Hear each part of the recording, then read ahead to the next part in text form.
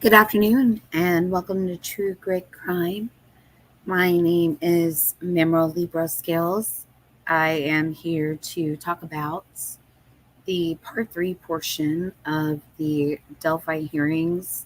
Um, a lot of stuff going on. And it's been overwhelming thinking about all of the things that were talked about, trying to come up with ways to decompress, stuff like that.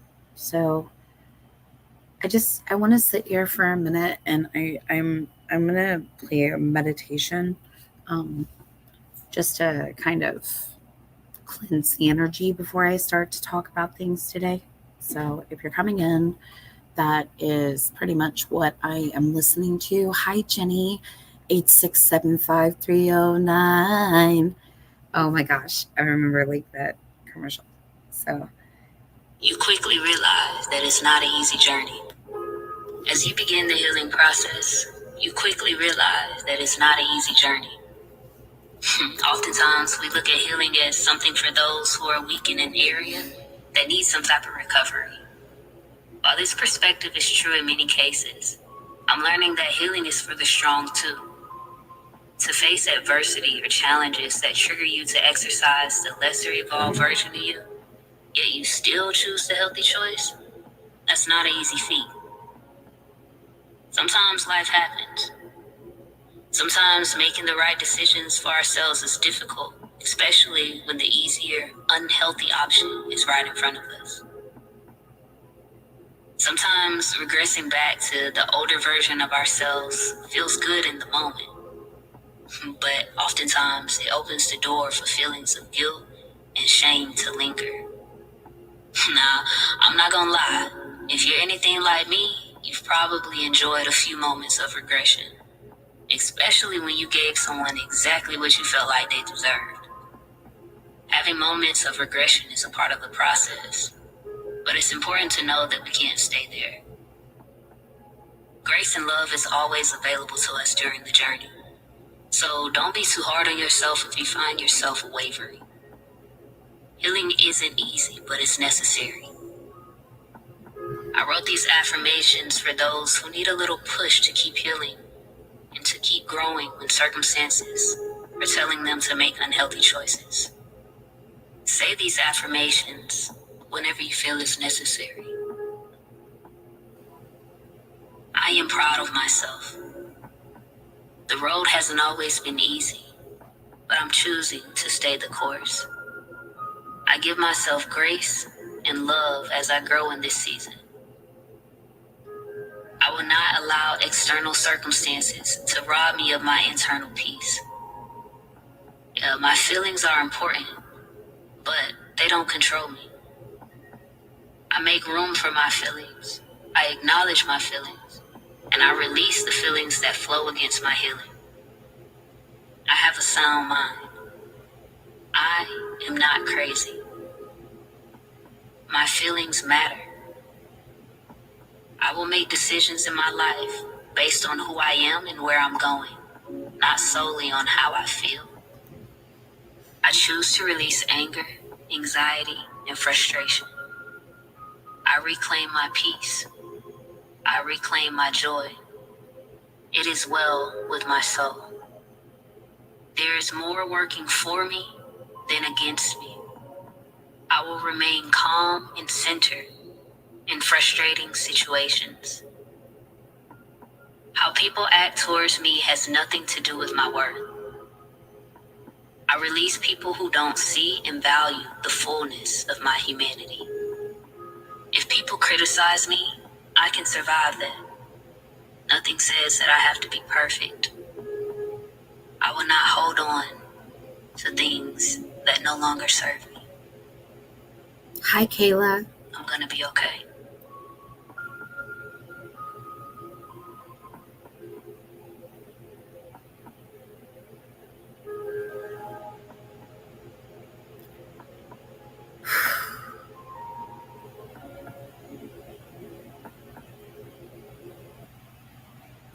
Sorry, I just kind of needed to do that little bit of a cleanse on my energy. So I hope that helped to like cleanse other people's energy coming in so that um, we can have like an open mind, um, an open discussion. Um, I just want everybody to remember that everyone is welcome to their thoughts, their feelings, their opinions, um, and that this gets to be like really, really like disturbing, in my opinion, when they talk about um, the treatment of another human being. Okay. Um, so it's something to think about, it's something to consider. You have to ask yourself, what if it was you?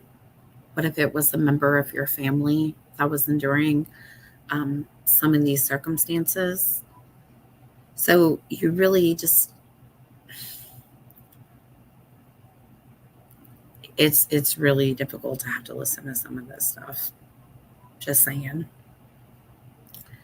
Um, even if, and let's say, even if this person was responsible for the death of the girls, does that justify treating somebody that way? I don't think it does. Um, so at any rate, there was a couple of things that I wanted to kind of add in from yesterday that I didn't get to talk about.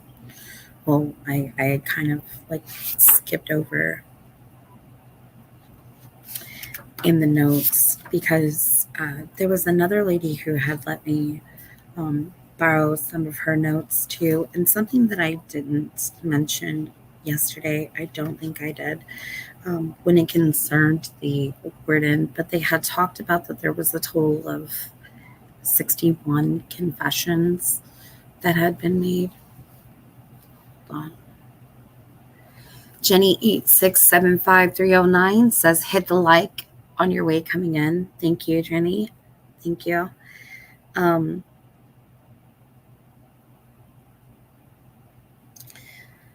and this lady that had let me, other lady that let me borrow her notes, um,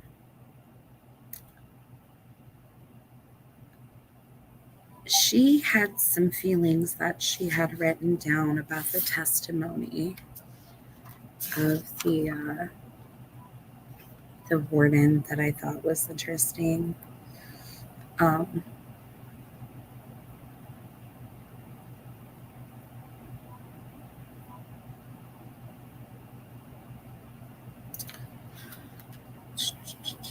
so she said that there was 61 confessions, which I think that's like a lot. Um,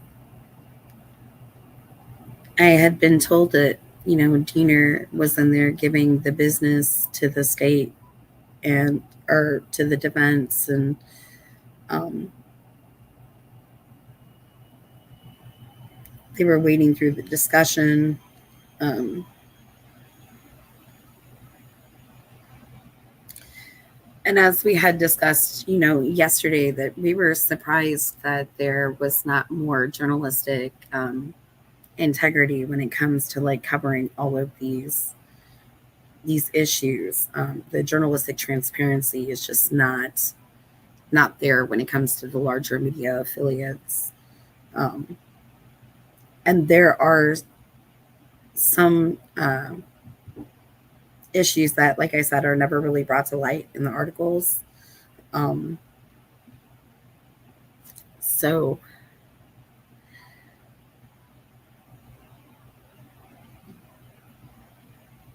where is that?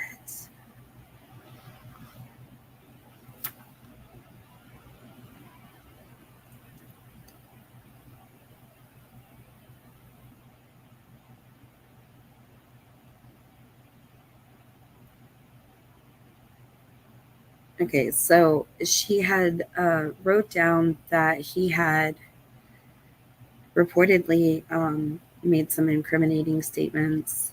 Richard Allen made uh, incriminating statements, reportedly confessed to family members. There were statements made by other inmates. There was reporting of a use of a handheld camcorder used whenever they were moving RA by the guards. Um, Warden Chaplain used camcorder while moving. They talk about reports of calling and confessing with no specifics. She said that the prosecution had refused to accept the statements were made under duress. Hi, Fluffy Bunny. You have caught alive. Welcome in. Mandy Ray, good afternoon. Welcome in. So then she wrote down that it says RA was abused and tormented in this prison. He was led around the prison by a leash, eating feces and forced to consume his own urine. RA was reportedly smearing his excrement on the walls. He suffered from verbal abuse. He was, again, she wrote down again, forced to eat excrement off the floor. But none of this is ever brought up. Um, and then they talk about that there was like no confidentiality policy that the warden knew of, is something that she had wrote down. Hi, Lorna Dean, or Lorna Dune. Welcome in. Welcome in. My Aaron in town. Welcome in, my friends. Good to see you. Good to see you.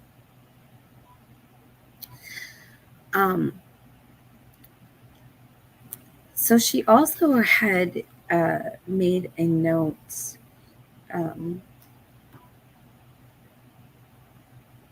about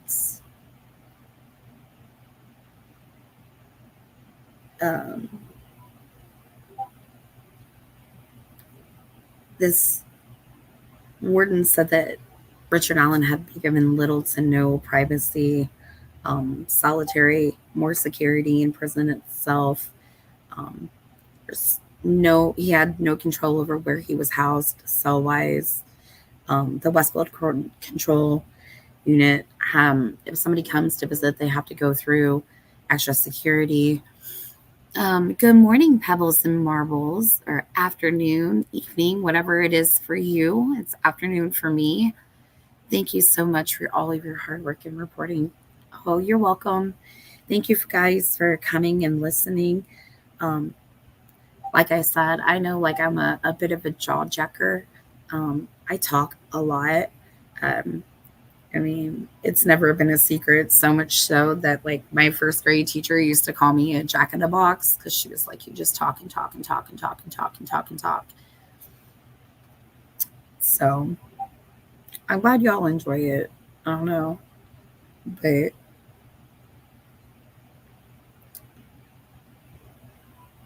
so she said that not only was there, like, did they describe that there was extra security to go to that Westfield Control Unit, but there was a notation that he was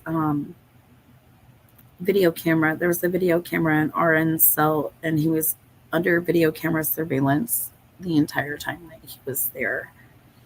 And he was permitted visits with his wife. So they arranged the visits with his wife. And then it says the reason that they used the entire stay monitored under video camera was so that, number one, that they could monitor suicide tendencies, that they would record everything in the entire cell, that the cameras were used, but they did not contain any audio, and that the lights were on 100% of the time.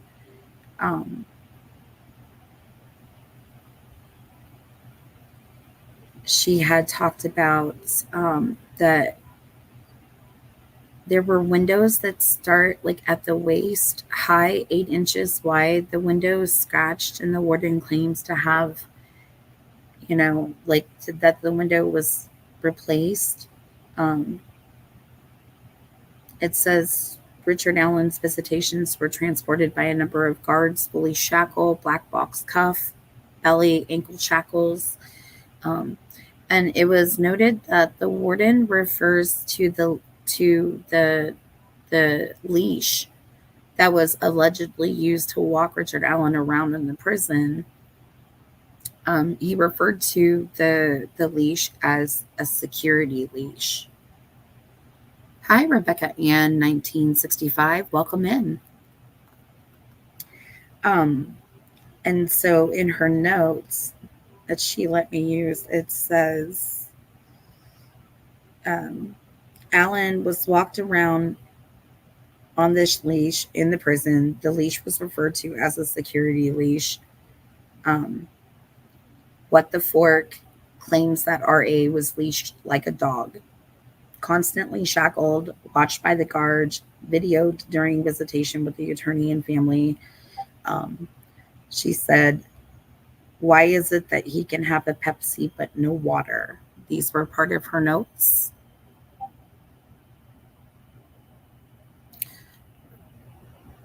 Aaron says, "Right, we believe you. There was never any need for confessions." Pebbles and Marbles said the conditions are so horrific. Convicted or not, this is the way anyone should be treated. How is this any way anyone should be treated in this country? Right.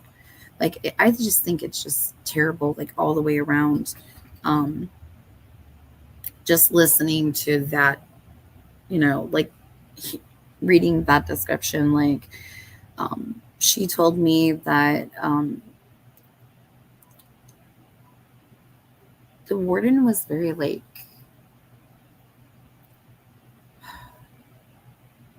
almost satisfied with himself, was the way that she had described it to me.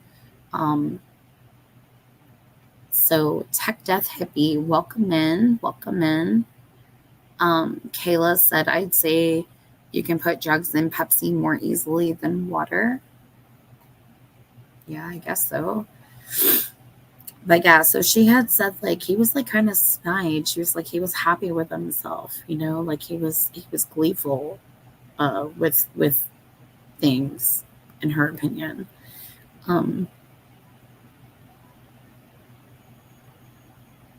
so yeah, so I thought that was interesting. Something else that I had wrote in my notes concerning when I was sitting in the waiting area, I had saw Mullins sitting out there um, in the waiting area. Uh, he was on his cell phone, and he was just, like, furiously texting. I'm not sure who he was texting, but, like, he was furiously giving the business texting. Um, so yeah, there was that, but he didn't really talk to anybody or say anything too much. Um, oh, and a court reporter, while after Holman and Susan Hendricks, they kind of walked away. Everybody had kind of dispersed after they had came out from the hearings, and a court clerk had come and asked me what affiliate I was with. Hold on one second.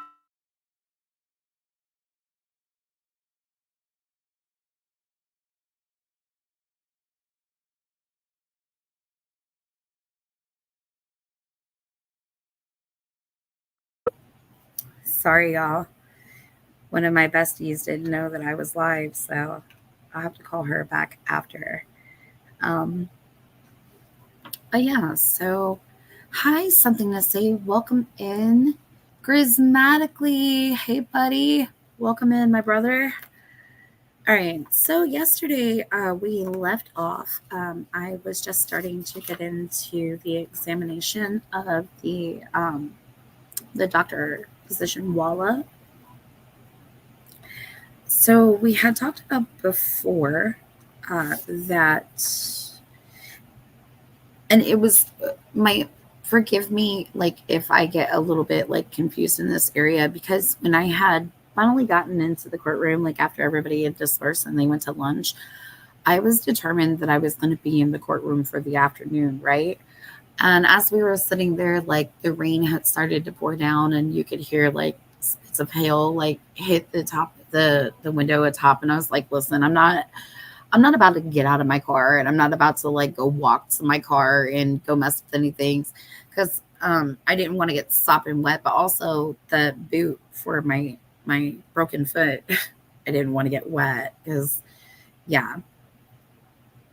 So I had to take a little bit of flack like after I had got home about that, but um I was trying to like fill in the notes from the morning portion that I had missed with the warden. Like I said, the lady was gracious to allow me to kind of take and jot down some of her notes. And then as I saw some other notes that were out there, like it was amazing because I like it when everybody like pulls their stuff together, I guess, so to speak, because everybody gets a different perspective and some people may catch something that others may not.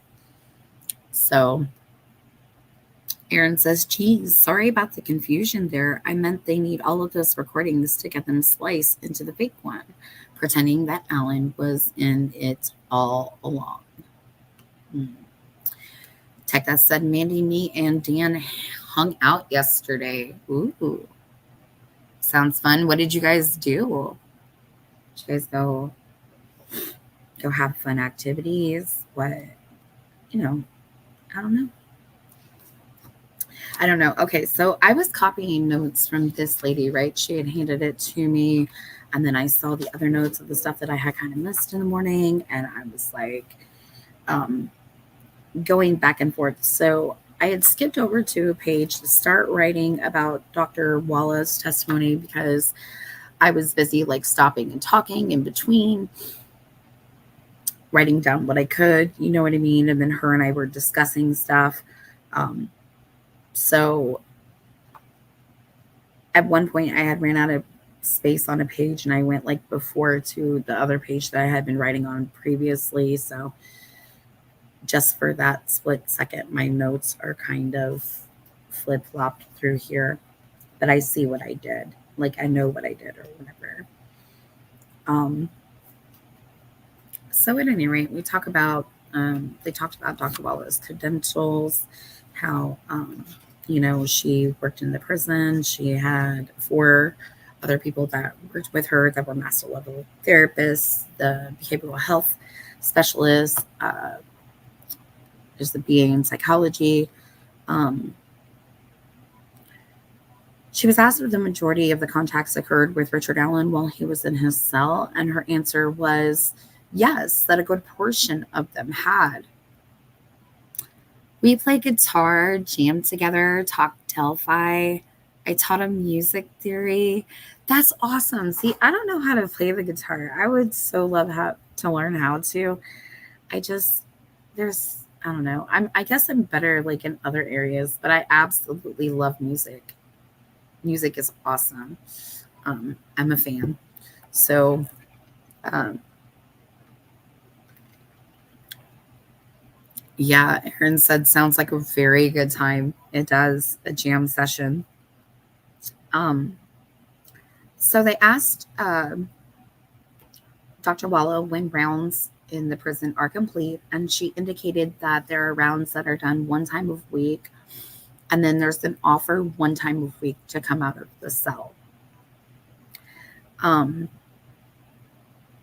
so essentially, the behavioral health staff during their rounds that are done twice a week, behavioral health staff member will walk to the cell door.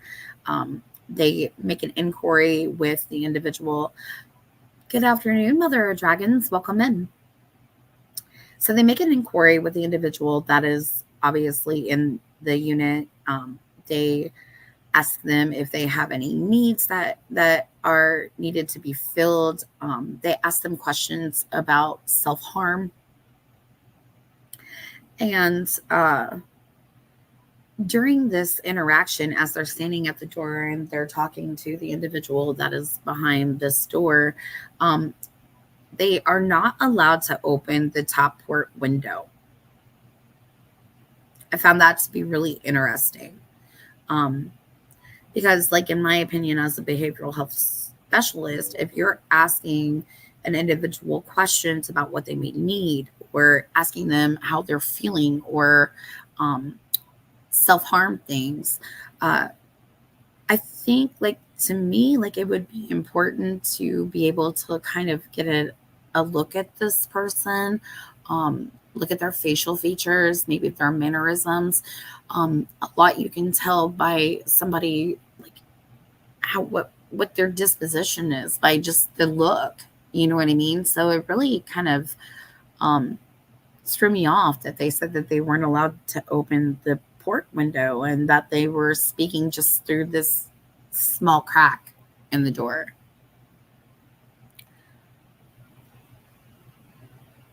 Bedtime stories with Bella Lugosi. Hi, my friend. Welcome in, girl. Welcome in. Do you feel the defense has a good grasp from their cross examination of the 3 days? What do you mean, like a good grasp? Like, there was a lot of there were a lot of thought provoking points that were brought up during this 3 days. Honestly, a lot of things that'll make you think. Um, it created some more questions, in my opinion. Um, it just it's so overwhelming, and I'm still kind of like sitting back processing everything to decide. You know what I mean? Oh my gosh. Like, I just literally needed, just for the 2 days that I had went out there, um, I literally needed a day and a half to sit and just unwind and decompress from all of, like, listening to all of this stuff while I was there. Like, it was just a lot, a lot, a lot. You know what I mean? Bedtime stories with Bella Gosi. I can't wait to hear. Thank you. Um,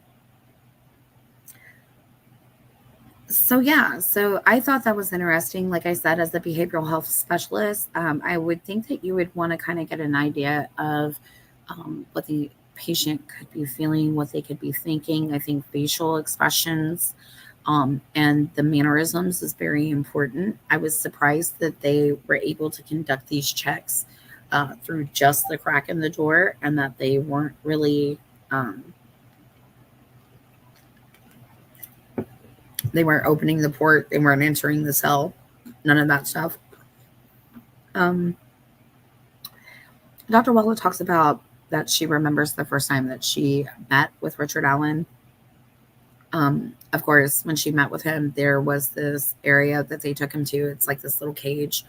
Um, and she describes, that it's like the full Monty of, like, they have the leash on him. He's shackled. He's got belly shackles. They walk him to this spot. This cage has bars. It's like a triangular um, shape.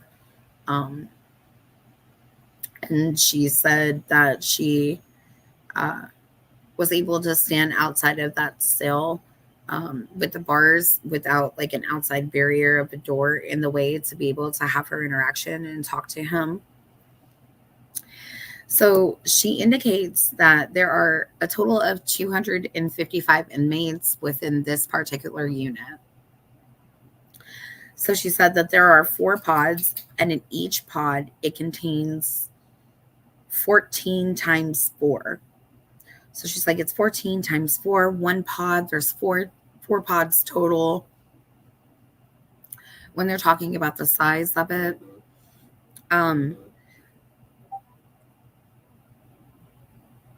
WCU was the original contact where he was placed.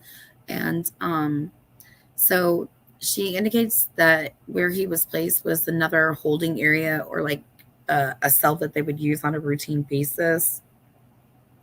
She indicated that when they would bring him to this particular cell, that he would be alert while he was placed there.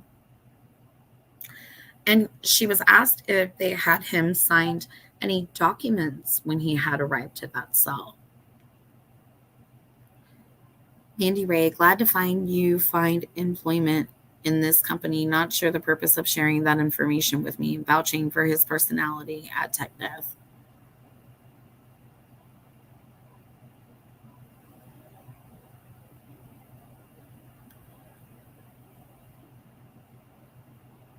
Okay. I'm sorry. Like, I'm all up in business in the chat. I shouldn't be in there. Sorry, y'all. Um, so they asked if he would sign any legal documents, like signs like for consent, treatment, things like that. She said that she did not give him any documents to sign. She said that Richard Allen would have signed the documents for treatment during his intake at RDC while they were doing his background information. And they said, explain to the judge what it is that you did. They point out that the defense points out that you didn't address, confidentiality. There was a bypass for a month while on suicide watch. And they couldn't even tell what date the waiver had been signed because there was no date on the document. And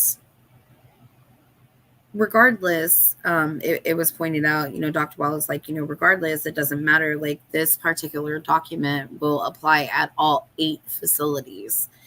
So once the individual signs that document, no matter where they may end up, this particular document like goes through and it runs through their time while they're there. They talk about self-harm to others and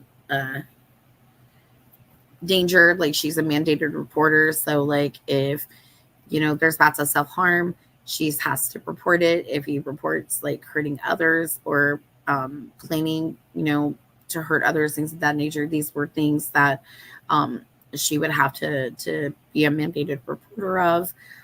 They asked her if there was a chance that during this stay that Richard Allen was able to participate in maybe a group therapy setting, and the answer was no, absolutely not. There's no, they don't offer the group therapy setting. That's not an option for any of these people in this area, in this restricted housing.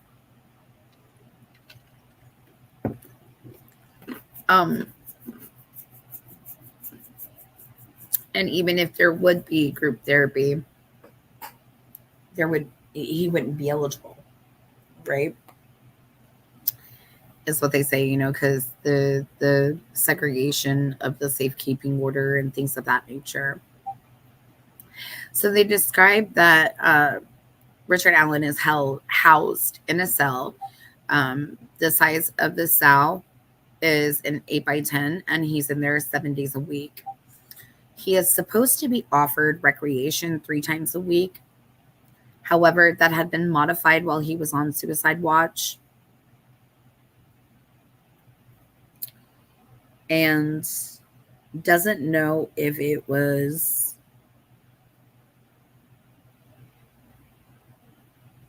camped out, carved out. I can't tell what that word is, but doesn't know if it was camped out, CAMED out. Okay. So that was chicken scratch there. At any rate, so they were talking about the fact that he's offered recreation. And so they get to talking about the fact that there was times that when they would go, hi, women doing impossible things, welcome in. USA Libertarian Music Theory for Basis, just play the root note. Ooh.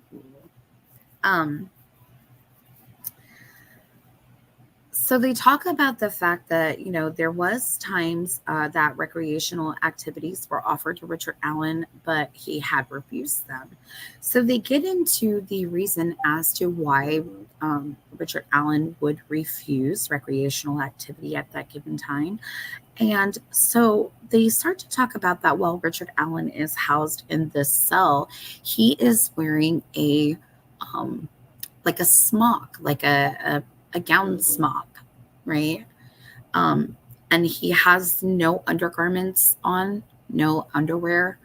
So essentially, like, um, they talked about how he had described that it made him kind of like feel uncomfortable to go out and to go play basketball or whatever it is, because you're out there dribbling the ball, running down, you got your booty hanging out the back of this smock, or I mean, you go to make yourself a little jump shot, and your gown flops up, and all your unmentionables are just out into the world, just flopping along, like, hey, hi, how's it hanging? So obviously that made him feel a little bit uncomfortable. They had mentioned that. Um, I would think that that would make anybody feel a little bit uncomfortable. Um, right, just the sweat just literally dripping from, yeah, you know. Um, and I just I how would you feel about that, right? Like, it does sound barbaric. It does, that time. It does sound barbaric. And then when you look at like the reports of things that were going on at Westville Prison, like they got rats, they got cockroaches, bed bugs, all kinds of things. And if you think that I'm bullshitting, you can get up and you can look at it, like look into like the news and the different reports and stuff that they've had at Westville. Like, I couldn't imagine. I would not want to be running around there just in a hospital gown with like no, like nothing under there. Then you're expected to go play outside and or in the rec area. I don't know. I wouldn't want that either. Okay. Did the lawyers have to bend over and cough to visit their client? I don't think so, but I'm sure that the way that it was described, like, if that was made to be something that was the requirement, I'm sure that that would probably happen, because there was like extreme security measures. If you're camcording like visits between attorneys and clients and things like that, like, we all know that that ain't supposed to be going down in the first place, but still, that's, yeah. So Rozzy says, he didn't even have the gown, didn't even cover his essentials. Like, his unmentionables are like hanging out, and he's flashing the world. And so he said that was a deterrent to him for rejection of recreational activities. Bella said, let's not give any ideas. They'll do it too, right? So when he was offered outside recreational time, it was for 1 hour a week. So doing the math, Rozzy's like, in doing the math, if he's offered once a week and he's been under this special housing and segregation, imagine, like, he's only gotten 2% of the total time for rec that someone would be afforded in that particular unit.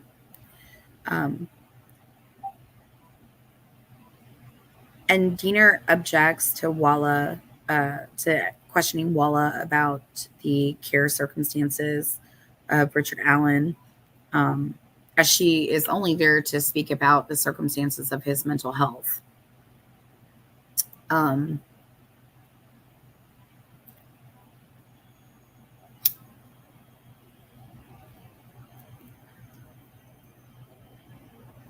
Walla admits that she was able to watch videos of Richard Allen in his cell, pacing back and forth.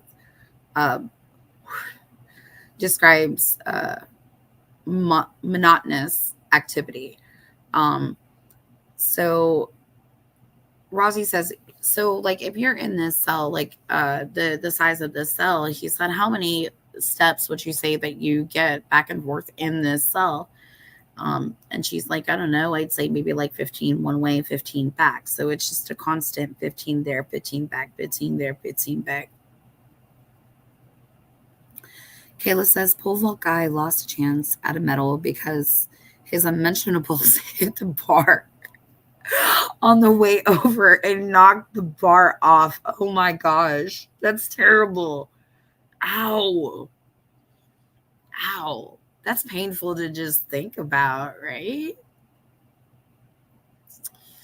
Bedtime stories with the ghost says, yes, Rosie, speak on it. Yes, libertarian. That would be a chilling effect for a lawyer to provide an effective defense.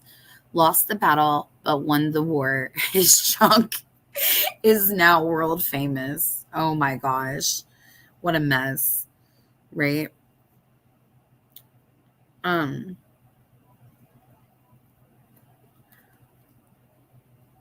So they're saying that he's like constantly like moving back and forth, 15 cells back, steps back and forth. He's pacing quite a bit. And as far as the cell lighting, so when the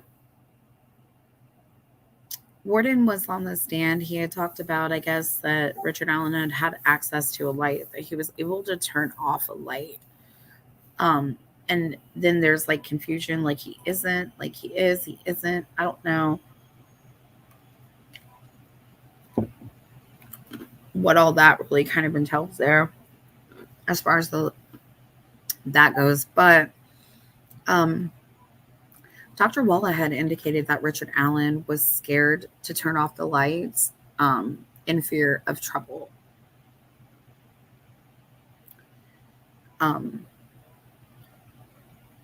So I'm going to repeat that again because that's important. Dr. Walla indicated that Richard Allen was scared to turn off the lights in fear for trouble. He was in fear of retaliatory efforts being taken against him if he turned off those lights. Okay. Yes, roaches were mentioned, like rats were mentioned. Then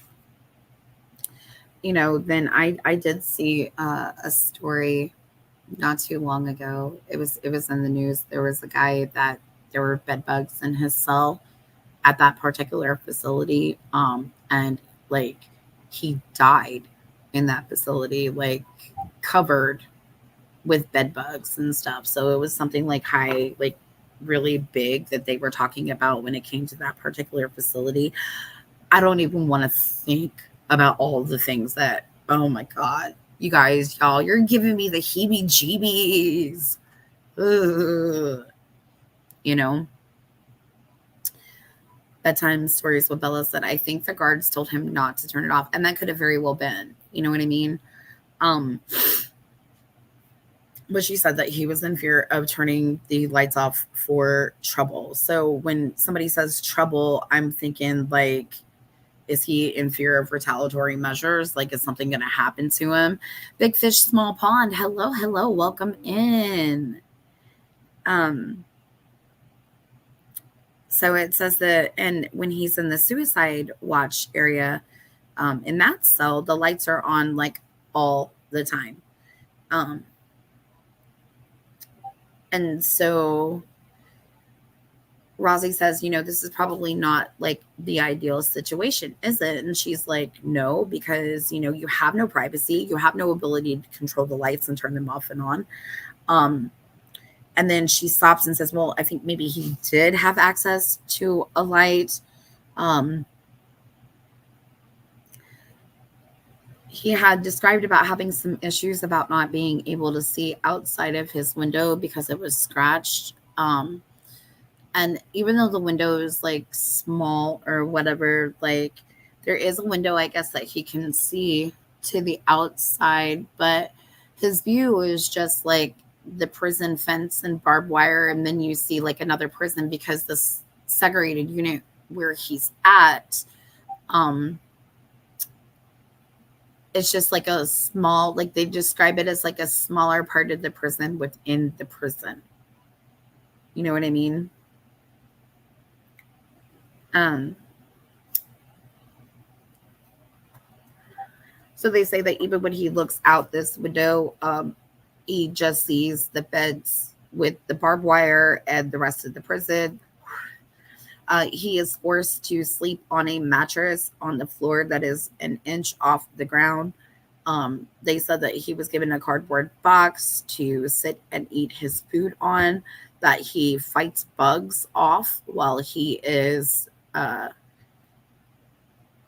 sitting on the floor. There's problems with mouse droppings.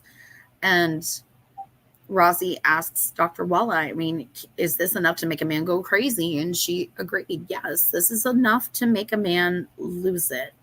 Um, Basically, she said, depends on what you mean by crazy, but, you know, this is distressing. It's very distressing. Um,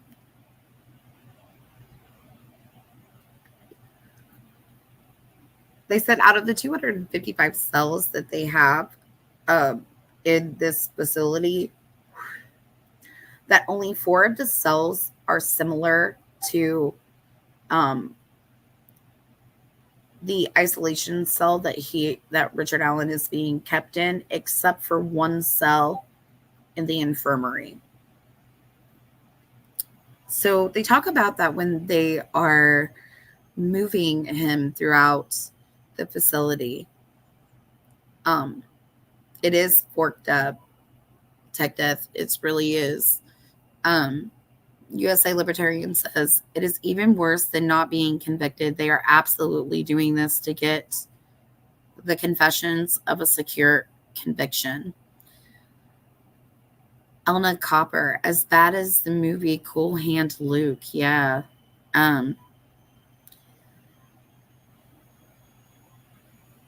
Aaron Town says his cell was a box within a box within a box, surrounded by boxes, surrounded by fences. Little box on the hillsides are much nicer.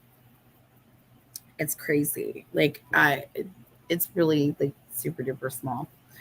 And then I think about, I don't know if you guys, anybody paid attention to the filings, but at one point in the filings, they had showed a photo of this cage that like he was said to be held in, and had the white doors, like the little, crisscross holes on it or whatever. Those are really typically very small. USA Libertarian said he had 2 full-time employees surveilling him, one working the camcorder and the other listening to his phone calls. Yes. So Dr. Walla reported that some of the things that that Richard Allen had reported to her that was adding additional stress on him was that whenever he would be moved throughout the confines of the prison, like not only just under, the video camera surveillance, but there were instances where other inmates were screaming at him to self-harm. They were screaming at him that he was a child violator. That's what I'll say, a child violator, since I can't say the other word. So that he was a child violator, he should self-harm. And he said that it was extremely noisy there all the time. There was never really a time where it was just kind of calm and quiet. It's very, very noisy in there. And Dr. Walla indicated that sometimes when she heard other inmates saying these things, that it bothered her too. And it surely added to the additional stress. RA had expressed this to Walla, that it added to the difficult stress that he was already enduring. So they indicated that Richard Allen had some medical issues with his heart. And that there was, some previous psychiatric issues that were addressed during the psychiatric intake completed at RDC. Um, they asked if there was any formal psychological testing completed at RDC, and the answer was no. Just a series of questions in a structured interview that lasts roughly 20 minutes. Big Fish, Small Pond said we need prison reform. These conditions, the lack of nature, sunlight, and physical contact is unacceptable. It's really hard to, I don't know, like, because this is a segregated unit. Like, as far as like the other parts of the prison, like when somebody is in general population and they're able to uh, be in general population, it runs a lot differently. Typically, you only get these types of issues when it comes to somebody that is in a segregated unit. Um, when I was in prison, we were offered rec a couple times a day to go outside. It usually lasted for about an hour. We were offered to go to like a recreational building, to go like work out with weights. You had an option to go to um, a library, the rec center that we also had like you could play like video games. They had pool tables. Um, like like I said, workout areas. Sometimes they would have activities going on outside where you could participate in playing like kickball or like softball type things. But it was a difference. Like, okay, so I did serve time at the maximum prison, and I also served time at one of their minimums. So the difference was that the maximum prison, yeah, you got to go outside, you got to go to the rec center, all that stuff. But um when you went somewhere, you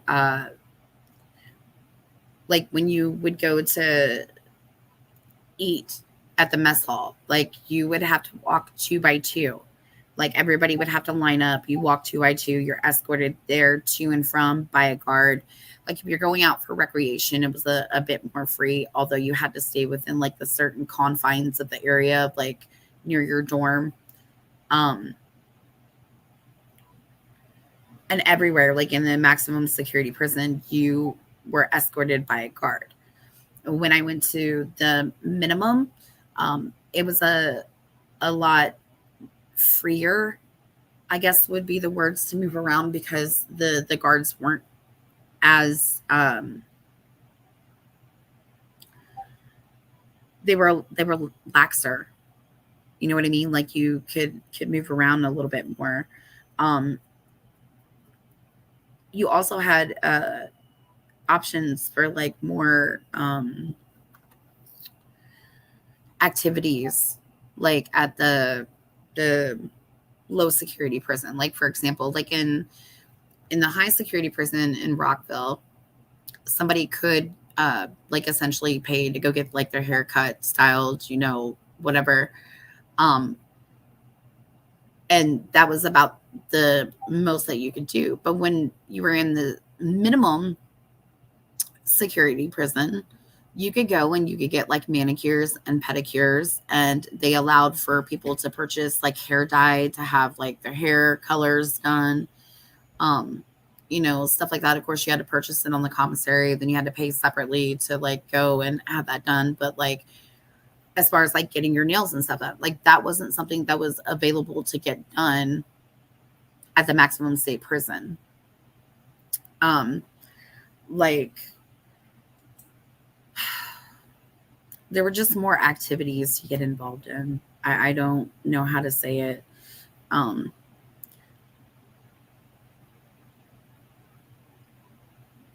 Big Fish, Small Pond says they release people straight from solitary into public sometimes. Yes, they do. The climate control usually sucks too. People who think they have never confessed if they were ever innocent just can't imagine. Elna says, like a POW in a third world country. USA Libertarian, maybe not as bad as POW, but he's going from a relatively comfortable life to this hellhole, so it probably just feels bad. It's like a shock to your system. you know. Um, Big Fish Small Pond says Westville is pretty freaking bad. It was supposed to be condemned for years, but they just kept paying the fine. Now they are building a new one. USA Libertarian says, and if someone is innocent, that is even worse for mental health to be surrounded by inmates and losing hope.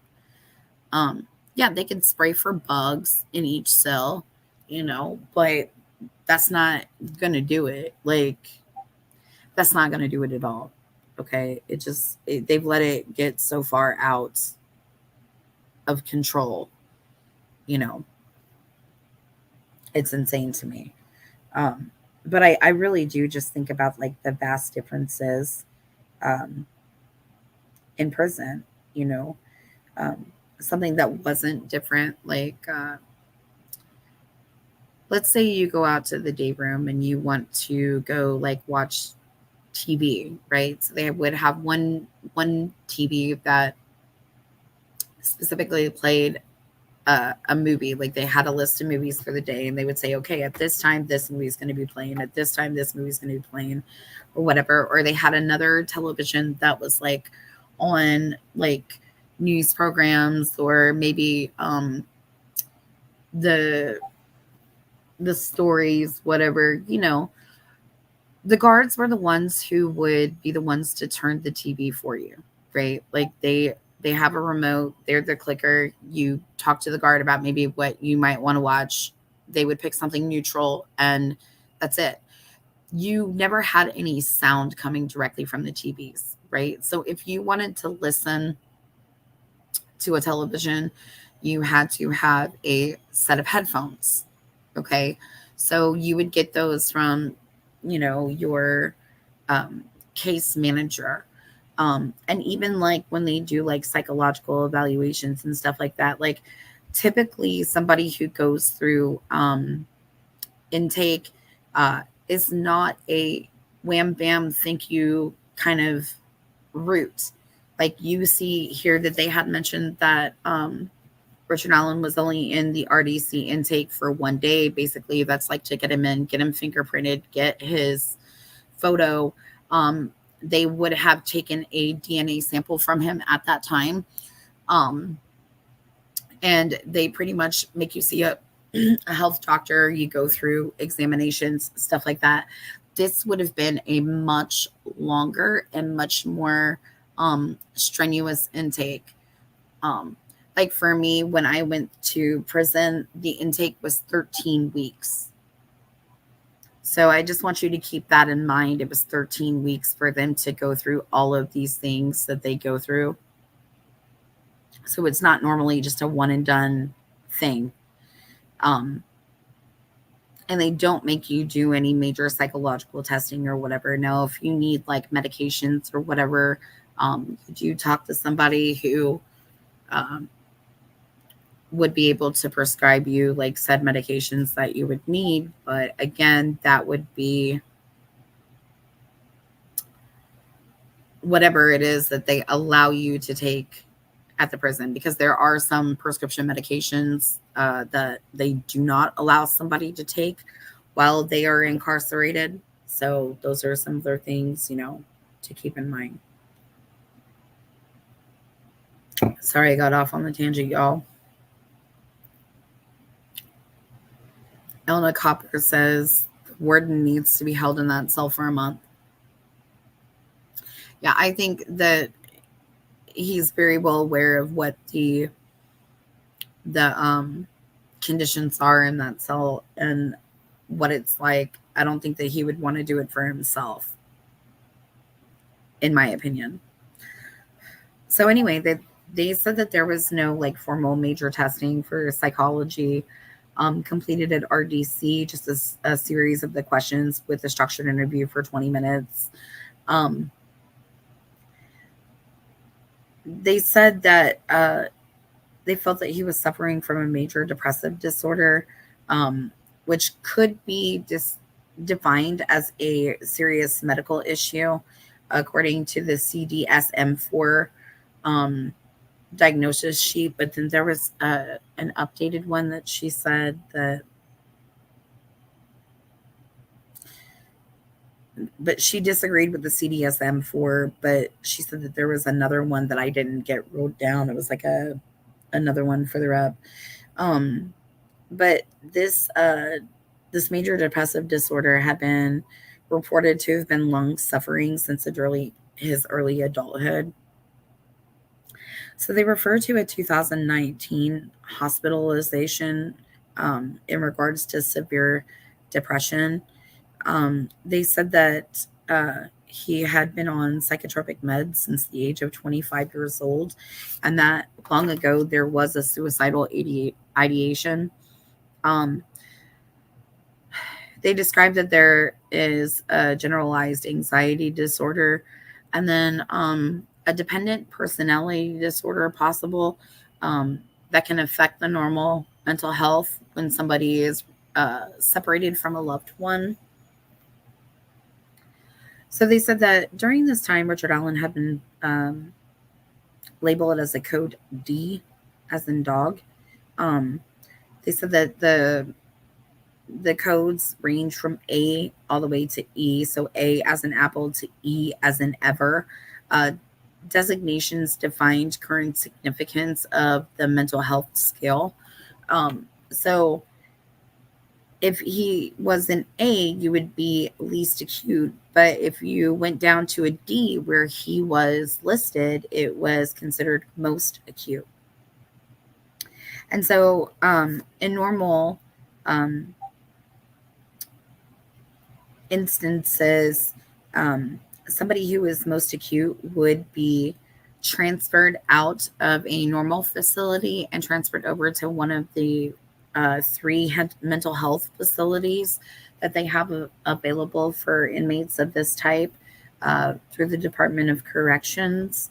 Um, and out of all of these three facilities, they were talking about that Newcastle was one of the best top of the line um, facilities that offered the most acute care. Georgia Jake says the links they were going to get confessions proves one, they don't have evidence against him, and that they are putting him in those situations to elicit them. Never heard for anyone else. Okay. USA Libertarian says if the therapists were completely independent from the prison hierarchy, I'd feel better about it. Aaron says the tangents are the crucial part for me since they will never appear in transcripts. Yeah. I mean, I'm just wanting to like discuss like all of these things that pop into my mind, you know what I mean? And then like I know the men's prison is completely different from the women's prison, but I also have to revert back and think about the things that I was able to see and experience for myself when I went through that experience through the Department of Corrections. You know, I don't know. It's crazy. Um,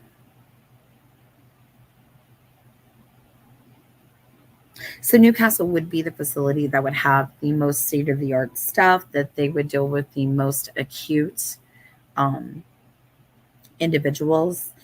Um, they indicated that Richard Allen was very fragile when he was admitted. He had been detained in solitary, that he was accused of, killing two children and as um, sexually, violating them. Eggshells. It says an eggshell of mental health. Um, and so they had gone off the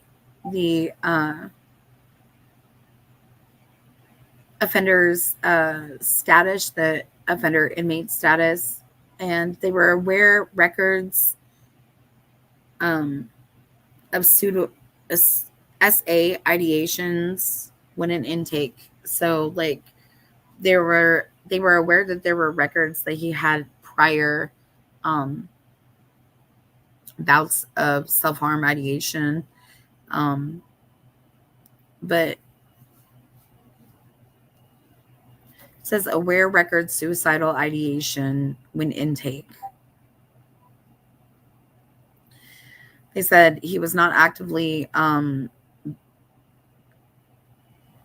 audible about, issues of self-harm, um, but they did consider him to be a high risk due to the criminal accusations with which he was being held upon.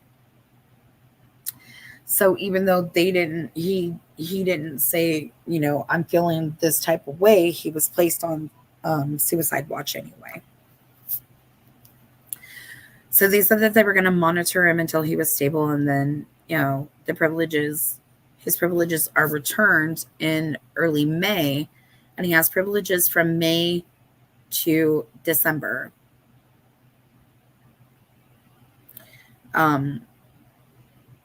It says stepped down close observation, suicide cell the entire time. And the administration said that they were keeping him in the safest cell that they had.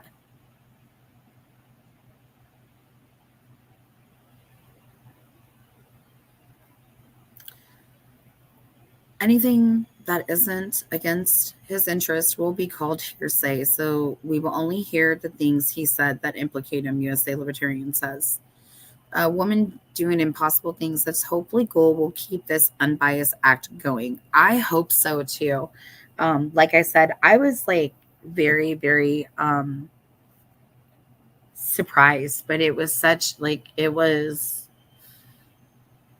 a good like surprise, because all of these things that I saw earlier, like during court hearings, where she seemed to be very much on edge, very irritated, like just angry,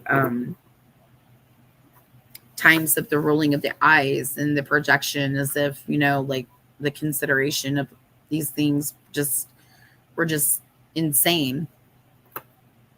It's interesting to see the difference that has oh, I can call you woman. All right, woman. But it's amazing to see the difference in the attitude and how everything has just like flipped around, like 360, in my opinion. You know what I mean? I was glad to see that. Um, I think I've talked about this before, how when I first had learned that Judge Gold was going to be somebody who was going to be presiding over the case, looking into her background, um, as being one of the judges that was said to be instrumental in regards to our pilot programs. See, in the state of Indiana, we have not had the ability for cameras to go into a courtroom for court hearings to be seen and televised and stuff like that. Like media people could go in. And I think the last time you really kind of like see, as far as like a major case, right? Like you see like photos, but you don't see like things going on. But Sylvia Likens, I guess, like if you look into the history, right, of just the state of Indiana, like in major cases. Okay, so Sylvia Likens was a major case. And if you guys don't know who Sylvia Likens is, she was a 16-year-old girl who was tortured to death by her caregiver, Benichevsky. Can't think of her first name at the moment. Gertrude Benichevsky, and her daughter Patty, and the kids, and it was just this tumultuous mess. There was a lot of media coverage at that given point in time during that case. And then, like, as it goes along, I mean, you see some media here and there, but there were like a lot of photos and a lot of documentation in that case. And so at one point they had said, like, we're not allowing like cameras into the courtrooms, stuff of that nature. So now it came back around to this discussion of transparency and allowing cameras to come into a courtroom and to document what is going on.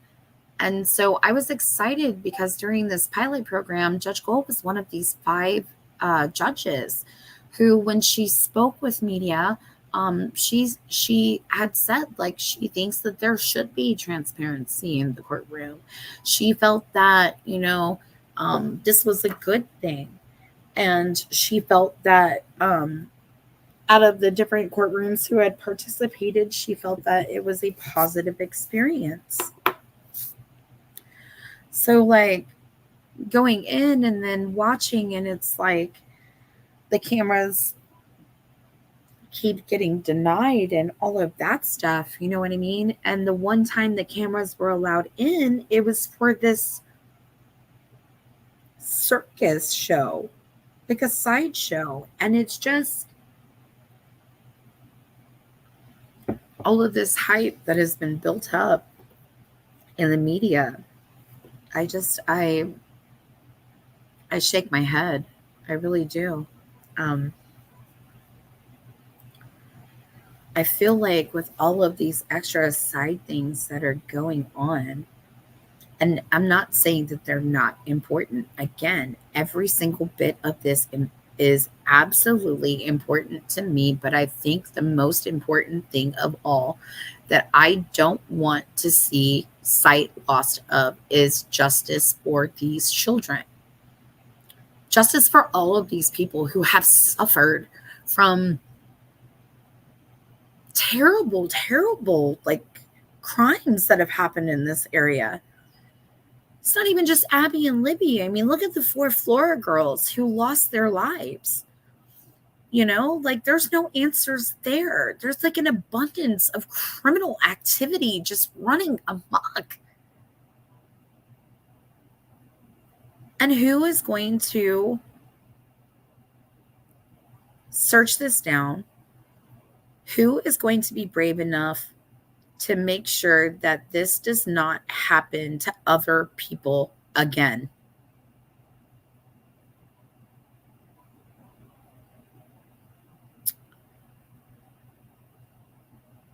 Woman says that there's no metadata or there's no actual evidence. I don't believe they will allow it. If they do, good grounds for appeal.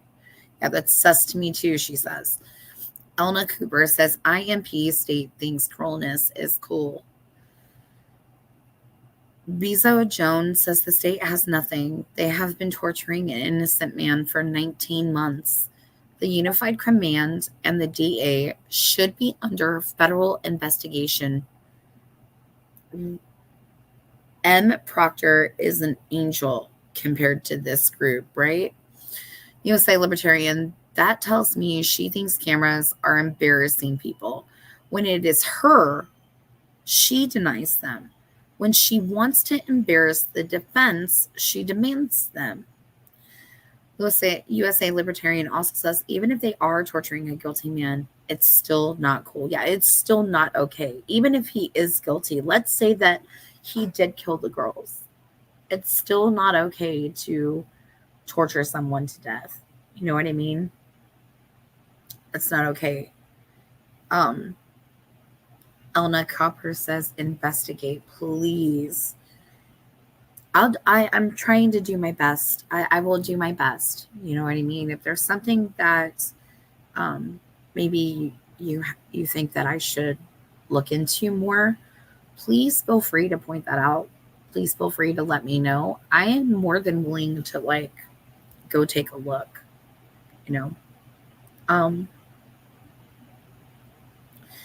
So I'm going to get back to the notes. So he was placed on suicide watch anyway, even though it wasn't indicated that he was suicidal. He was monitored until stable, and the privileges are then returned in early May to December. They're stepped down to close observation. Suicide cell the entire time. Admin is keeping him in the safest place that they had. January through the 1st of April. You're welcome, Elna.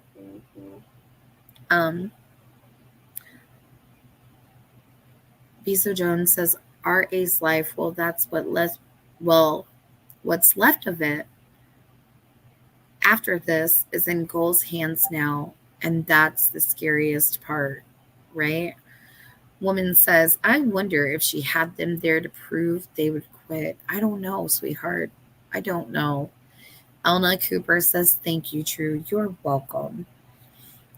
So in my notes, it says January through the 1st of April, inmate companion. An inmate companion was assigned to Richard Allen, even though it was reported that he was not back on suicide watch.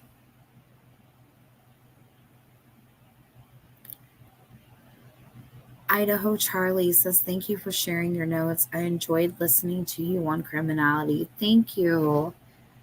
Thank you guys.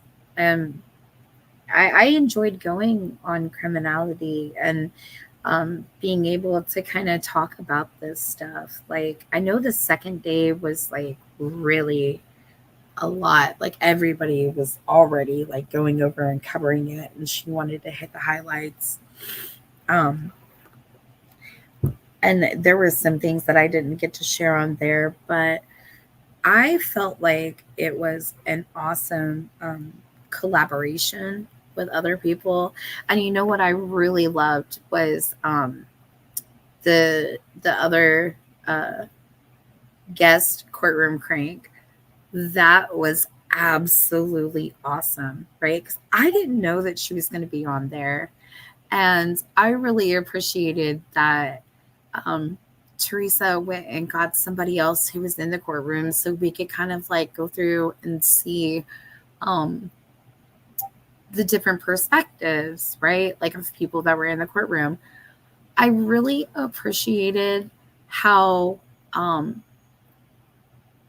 our notes just really kind of like flowed off of one another.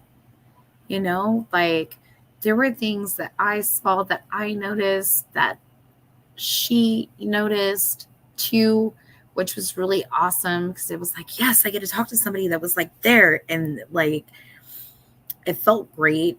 Um, and I also noticed, like, if there was something that I missed, um, that she was able to get it, or if something she missed, I was able to get it. So I thought that was really awesome, really cool. I liked that. Um, USA Libertarian said she concealed the hearing when they quit in her chambers. She used the cameras to threaten a public shaming. Yes. Tech Death Hippie, hey USA, will you do me a favor when Delphi After Dark is gone? Will you please tell him to unblock me? USA Libertarian, public image can destroy a law firm. When he's gone, I never go to his channel. Okay. Um, I'll put it out there for you, Tech Death. Hey, Mr. Rick Stay, Delphi After Dark, if you are listening, I don't think you are because I don't think like you ever come to my sector. But if you're listening, can you please, please, please, please, please unblock Tech Death Hippie? Please and thank you. Um, and I'll ask with I don't know, with cherries on top. That's what I'll say. Please unblock him with cherries on top. Thank you.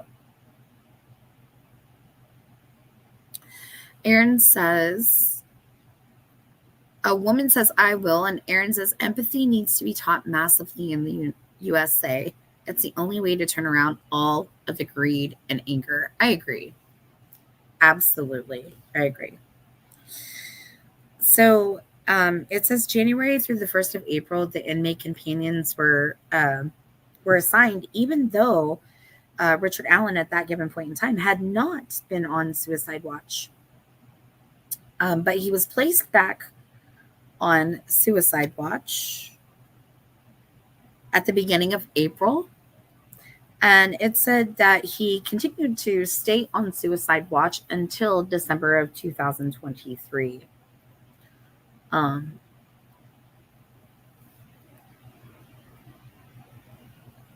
Elna said Snay had a pod at 1 p.m. Oh, okay. I don't. I kind of listen to Snake every once in a while. I try to give everybody a listen, as much as possible, just because I like to hear like everybody's point of views and the different things that everybody has on their mind and stuff. So yeah. So they said that recreation had been offered to Richard Allen, more than standard for other inmates. They talked about uh, suicide blanket. So they give him a suicide blanket. So they give it to him at night, to cover up with, but they take it away from him in the morning. Um, and Walla agreed that a blanket was not a luxury item. Um, Walla also indicates that the inmate companions are are assigned to individuals through the administration.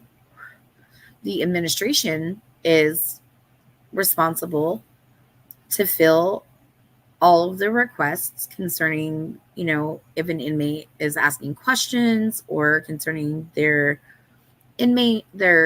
circumstances. And um, so then they began to talk about that they started to have a problem with companion inmates going and talking to other inmates on their unit about the case. So there were reports of one of the inmates calling home to a family member, that they were calling to report, things that they were getting during these interactions. Um,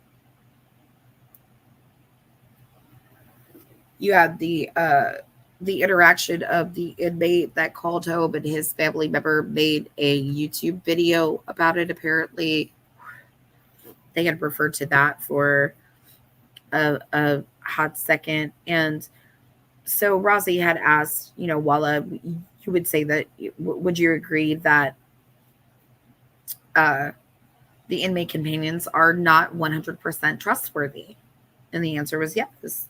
Um, and it shows that there is a clear violation of a policy. And, um, Wallace said that if I was, aware, I would report the violation. Um, don't think I recall the first meeting.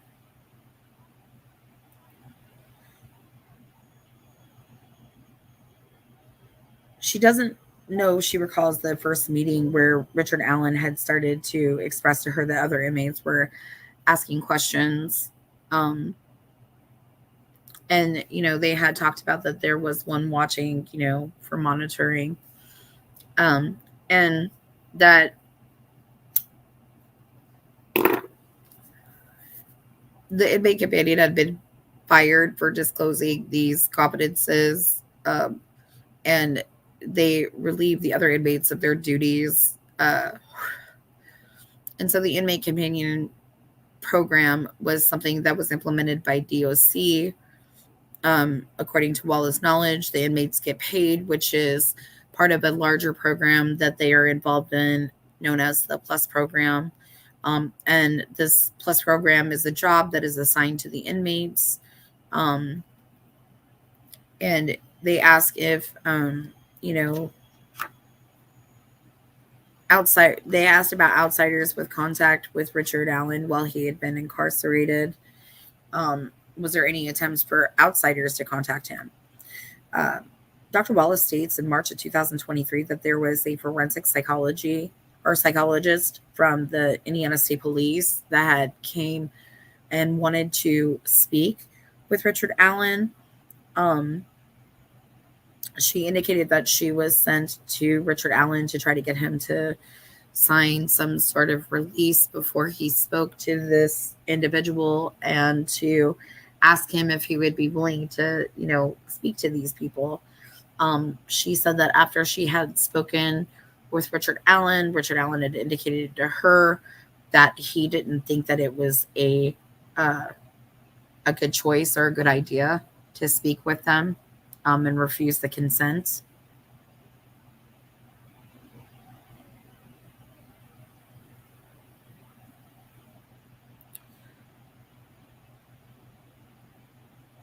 Okay, I gotta get caught up here.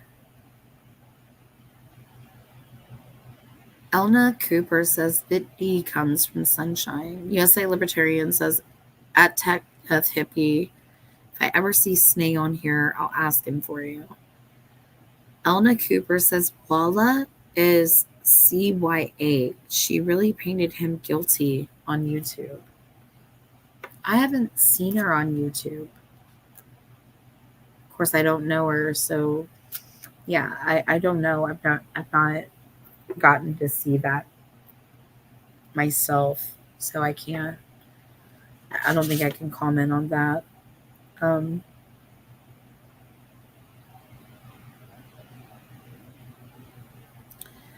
so there was a guy named R. Goldenberg who had documented notes asking for consent, for Walla to get consent to speak to that forensic psychologist from the Indiana State Police. Of course, again, um, Walla and Ellen agreed that it would not be a good idea for him to offer consent, um, that he would not be speaking to them.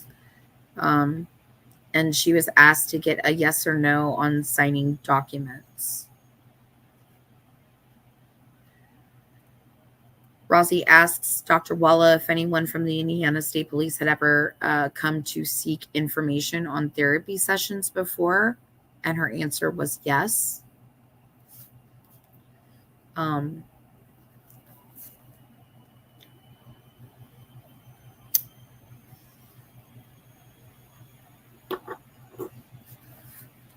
That it says the next question was, is it accurate never provided services to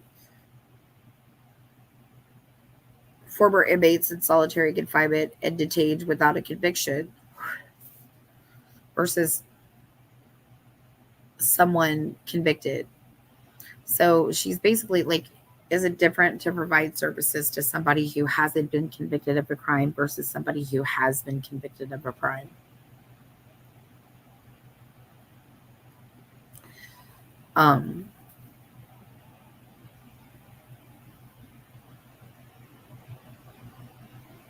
And Wella indicated that they had never treated someone like that where she had worked before.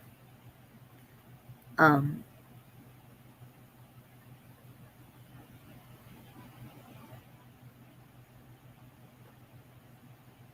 not sure what this word is. Tate, ISP, Michigan City Prison.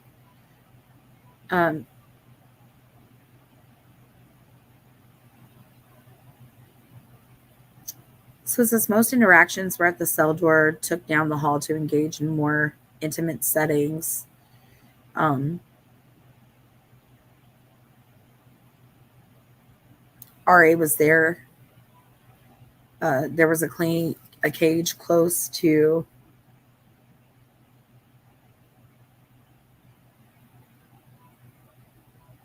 pod entrance. Okay, so there was a cage close to the pod entrance. They said that it was within 100 feet of the same building within the same pod. So this cage that they would take him to every once in a while to have interactions outside of the cell, it wasn't far. And they said that these small triangular cage, the dimensions of that cage were 3 by 3.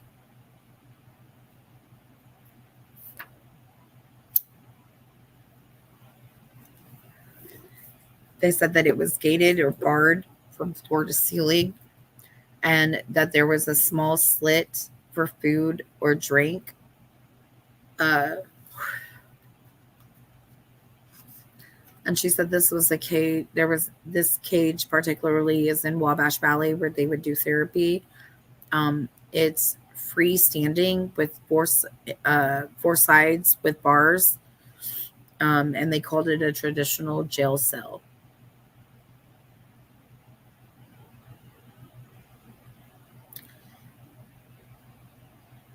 So Rosie asks if there's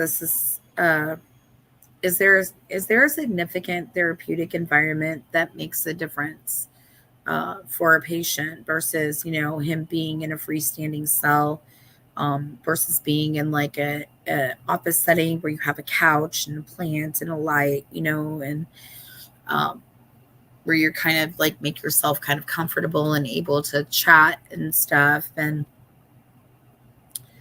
um, he Razi is sure to point out that this is not, a typical area where a traditional individual would be exposed to for therapy measures. This is a harsh environment. Um, and again, he asks if at any given time, since Walla had begun treating Richard Allen, if there were any therapeutic testing performed, mental health testing. No, the answer was no. Um, so he's like, well, what is it that you could do for an inmate, when they're suffering from like issues like depression and stuff like that? And she indicated that she was able to give uh, an inmate a pamphlet of literature that talks about like depression or anxiety. Um, they were told that they could provide literature to the individual. Um, she also said that she gave him a book, and it was called "The Man Searching for Meaning."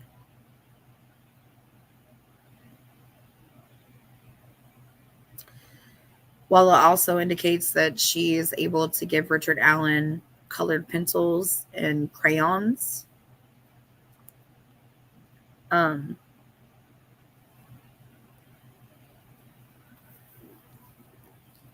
so then I wrote down the word interactions and I drew a line under it. And it says prescription drugs, restrictive housing, conversations, communication with administration, therapeutic interventions, talk therapy, meds talk, and suicidal discussion.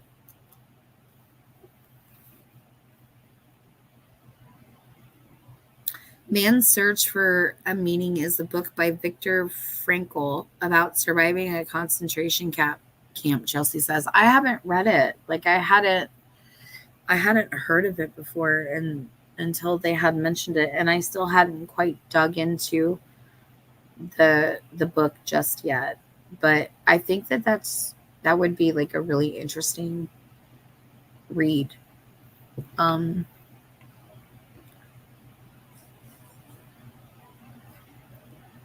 so they described that Richard Allen was put into box belly and ankle chains each time that he was able to come and interact for therapy. Um, they said doctor patient privilege is usually, private unless he talks about harm, like self harm or harming others, um, destructing property, drug trafficking, sexual abuse, and or like if he describes having an inappropriate relationship with a minor, those would be things that uh, would be musts, like a Mandy reporter would have to turn into somebody and discuss. Um,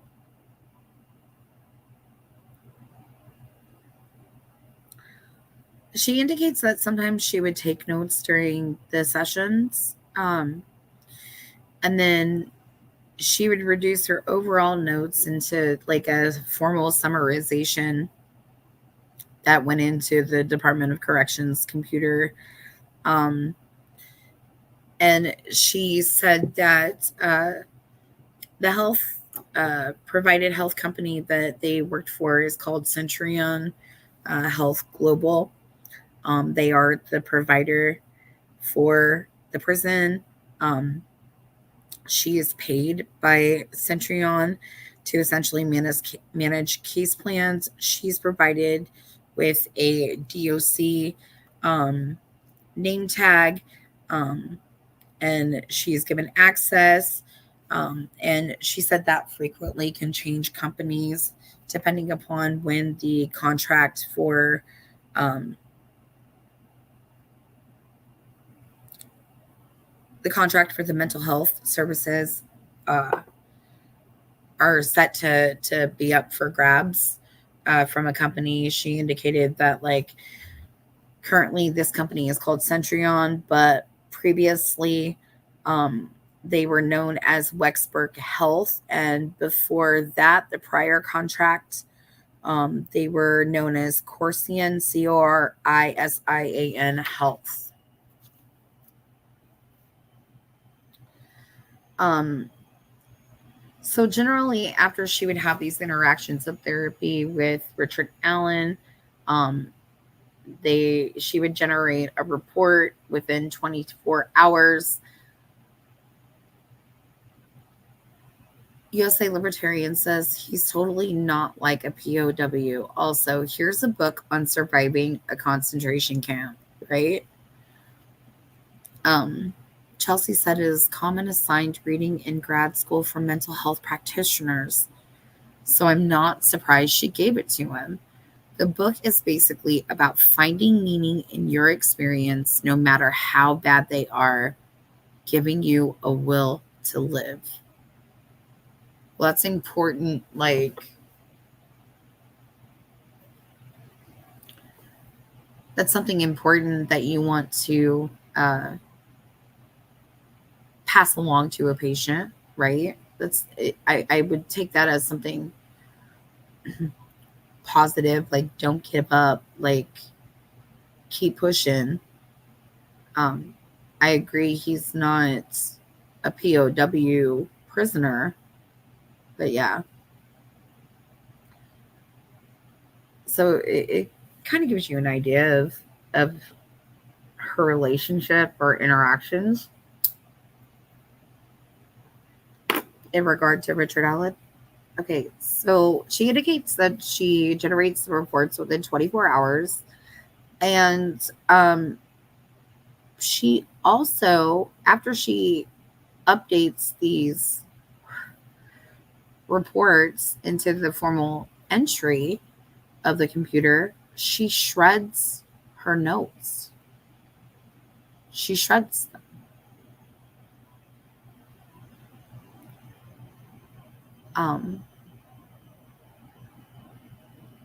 So that was really interesting.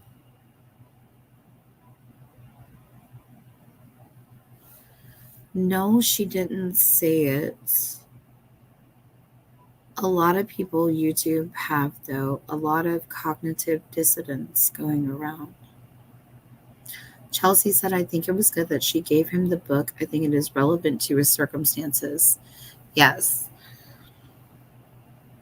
it is. I would say that it is, relevant to the circumstances, but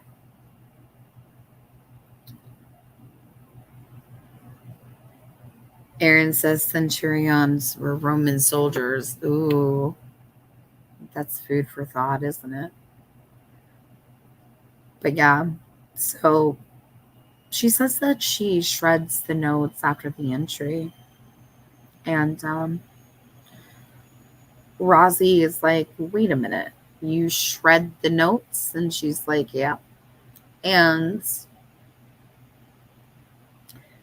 he's like, well, wouldn't those particular physical notes be the best evidence of Rick's statements? Like, if you are saving things for evidence and you're saving it for transparency and litigation and things like that, he's like, wouldn't that be like the first best like piece of evidence? You know? She talks about that when Richard Allen was first admitted into the facility, and as she started to have her first interactions with him, that he definitely proclaimed his innocence. Um, then she talks about a play and the dependent personality, that he displays some traits of a dependent personality. At one point, she said that he started to report to her that he was not feeling right in the head. And the baseline depression was in, you know, disrepair. So on April 4th, 2023, there was a note that said that he had poor critical and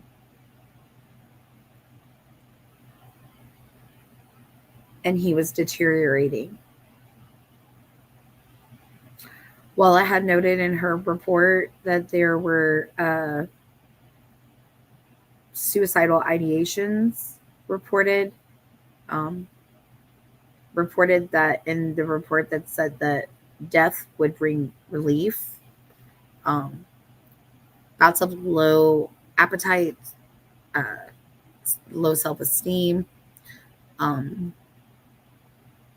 banging head on the wall, um, banging the head on walls, doors, kicking the cell door. Um, and they said, well, what did that indicate to you? And she said the behavior, essentially became more odd than it became normal. So I have the date of April 12th, 2023. It says no behavior became odd than normal. And then April 13th, 2023, suffering from grave disability. So they refer to deposition pages, lines 8 through 11.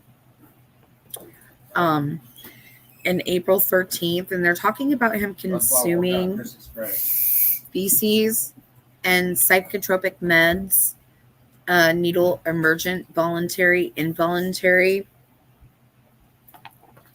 He said that they were meeting for injections every 2 to 4 weeks. April 21st, might be incompetent to stand trial. And Dr. Walla had had a conversation with Richard Allen about this. She said that she felt that his thoughts were disjointed and that he was beginning to say bizarre things. He told her that he had wanted to confess, and she said that she had destroyed these notes. It was reported in records that it was difficult to decipher whether Richard Allen was being honest or not. So they talk about in May 2023, it says 176, line 22, slight uptick in paranoia was reported on page 177, deposition. Then I wrote down May 18th, May 18th at 5:48 p.m. It says Duper's next injection. So I believe that was one of the days that he had one of these Haldol injections. And they said that injections are used in rare numbers. They use maybe a dozen out of 3,000 need the injection needle, maybe once a year. So they said that this was the most severe intervention, and it says didn't do restraints. So on May 18th, he was ramming his head into the wall. And on May 18th, they noticed that there was increased stress, a depression peak. His knees were trembling and he was stuttering, and they noted that on May 22nd, he was then again given another Haldol injection. So they report on July 11th, 2023, that his mental health was being restored. They said that there were many psychological differences, including his eyes had been bulging out of his head at one point. November 22nd, 2023, it says suicide watch 6 months earlier induced stress psychosis. October 2023, there was a therapy session that was performed in the cage. And in October 23, there's a claim of innocence that was notated in the notes of the therapy session. And Richard Allen, again in that therapy session, comments that he feels that he has already been sentenced.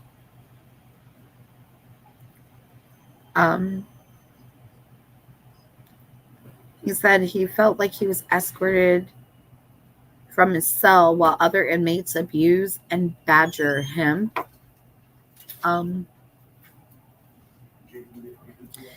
They said that there were notes from a Dr. Martin, who was a part of the Department of Corrections treatment team, and that the lawyer was present.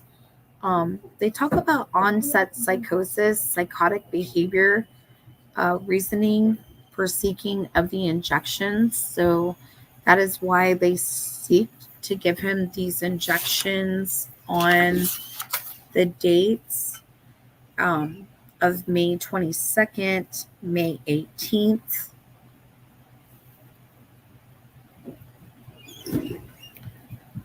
And so they said this onset of psychosis or psychotic behavior and reasoning for seeking of the injections, and that they acknowledge that at this point in time that it is a serious mental illness. SMI, specific diagnosis, designation for restrictive housing. So they talk about he's seriously mentally ill. MDT notes, not sure if she can talk about it. But again, it's repointed out, seriously mentally ill. They refer to the safekeeping order. From the psychologist's standpoint, they felt that Richard Allen had met the criteria. Designated, so he was designated CIS, safekeeping prison, by the administration, and removed him from the SMI designation. They were talking about they couldn't remove him from it. 30-day solitary confinement is not supposed to go past 30 days. That is the threshold. Exceptions to the rule are something to do with mental illness prior to the arrest. So they said out of the 12-month stay for Richard Allen, that he had been in the segregated suicide watch more than 30 times over the month's time. So then they start to put in for Exhibit T, T as in Tom, which is a transcript for a lawsuit in Southern District, Indiana courts. I caught 108CB013172WPMJD, Indiana Protection Advocacy Services. It was published on December 31st of 2012. So they asked Judge Gold to take the judicial notes as offer of proof, and it was approved, and it was said that it would be taken under advisement. We've moved on to Exhibit T as in Tom. They want to point out page 5, section B. pages 6, 7, 8, 9 as relevance, with Judge Pratt identifying similar issues on page 10. They refer to a DSM 4 page 10 reference. It says something to do with set standards with law and detention circumstances, doctor patient privilege statute.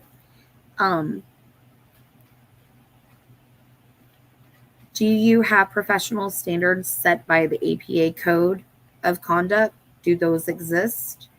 Um, so then they started to renew a request for exhibits T and U. And then there's a note that says admissibility treated manner inconsistent according to guidelines with that umbrella admissibility of the state, and Diener objects. And then the rebuttal for that is it's definitely SMI, DOC standards, no authority to make decisions, not part of a lawsuit. Whether he has been coerced in the environment, coercion is an act directly conducting or conducing. Thank you. Foundational questions.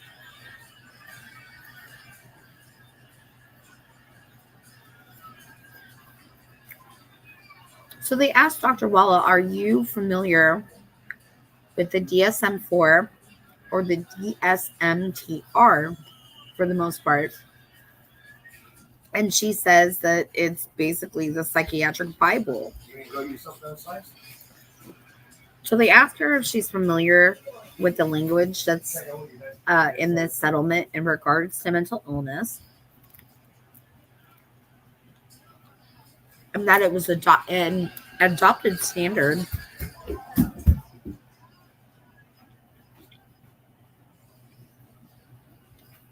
It was an adopted standard by the Indiana Department of Corrections, and it was also a ruling that was referenced in their policies. So they refer to a policy 4.03a. So it says April 1st, 2022, consistent dictate policy, how DOC inmates with mental health are treated, an IPASS DOC classification of inmates through IDOC. And Diener says, was it geared toward, was, or wasn't? She said it did not meet the definition under placement. She said brief psychotic psychosis disorder would fall under SMI.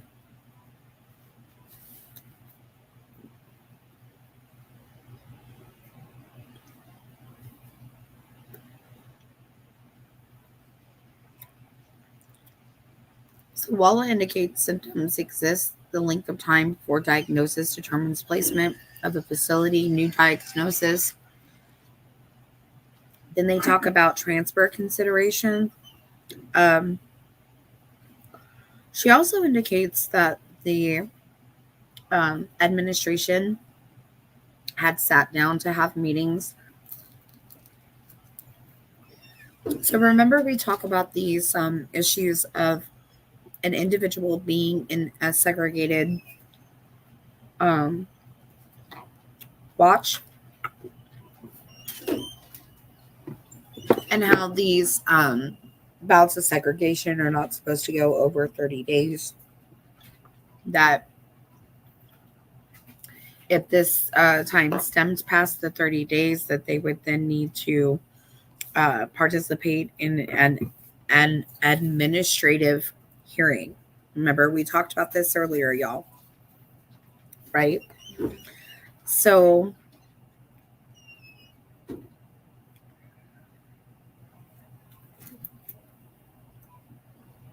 they did have an administrative hearing. And in the meetings, they talked about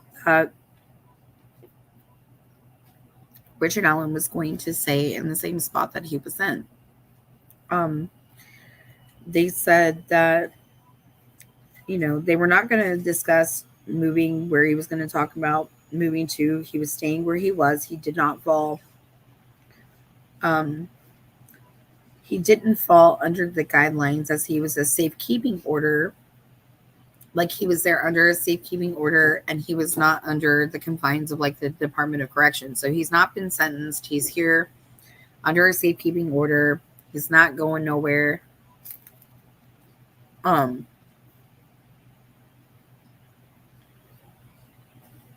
Then I wrote down successfully treated where he was. Relevant within to the confines.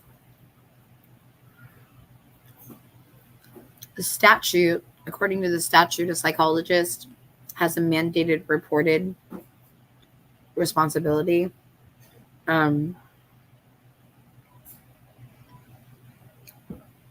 How does a person's SMI admit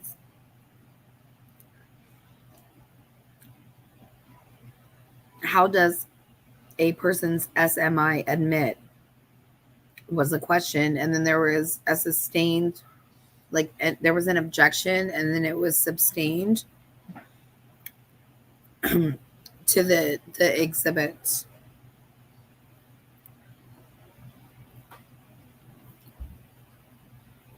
So they asked Dr. Walla if she had any personal knowledge of the case. And she indicated that she started following this case close to inception, maybe a couple years in. So around the 2019 time.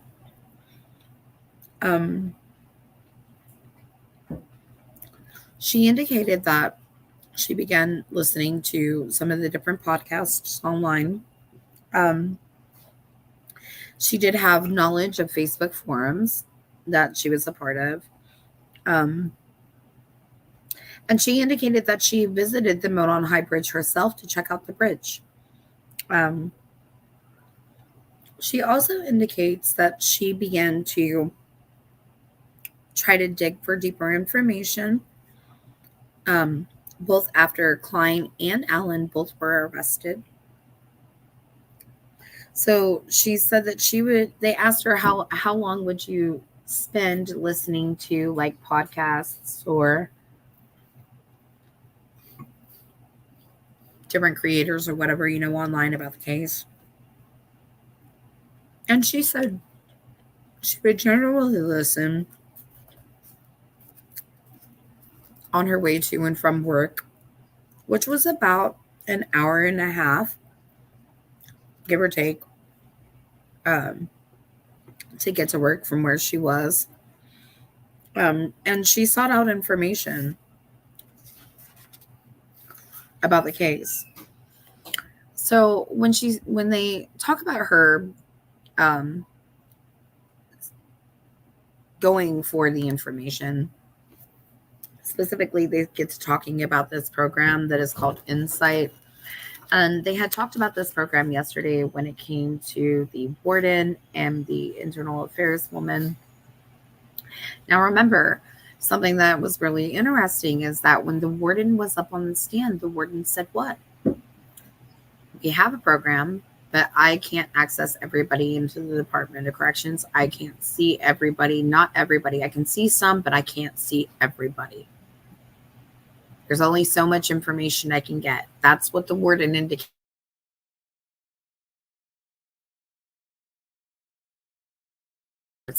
Who gets up there and says, of course, we can see everybody and everything. And there are only certain departments that have access to this information.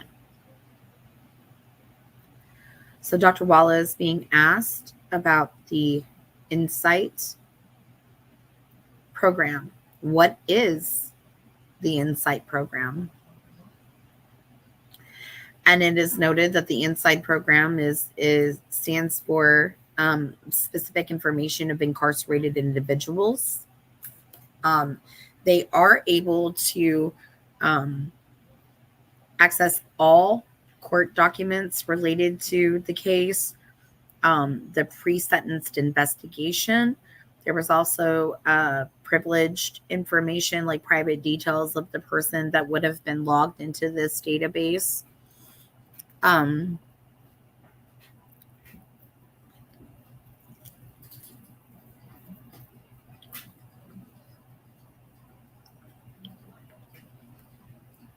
hmm. Chelsea said shredding paper notes after you enter them into some sort of record system is very normal. But I think what they were trying to get at is that instead of shredding the documents, if you were trying to preserve this information for litigative purposes, I just think that Rosie was just trying to say, wouldn't the physical notes that you actually took be a much better detailed, like, piece of evidence for that purpose than if you enter it into the computer and you shred it? I think that's all he was saying, was wouldn't that have served as a better piece of evidence before it was destroyed? USA libertarians such as he's treated way better than other inmates. Oh, he isn't really, well, good, because he's guilty. Okay. Chelsea said, but it doesn't help in this case when we're suspicious of everyone.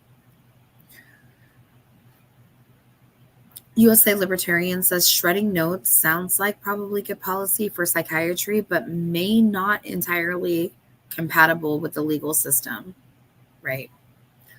Rachel D said good policy. It's legal document, not right to shred that.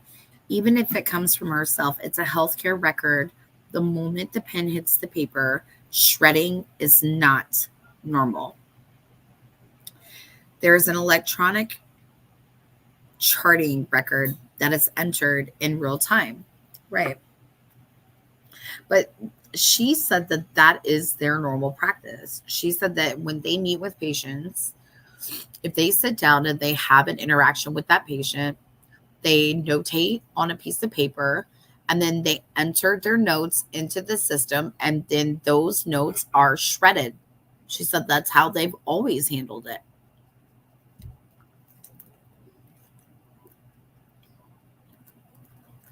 So yeah. Um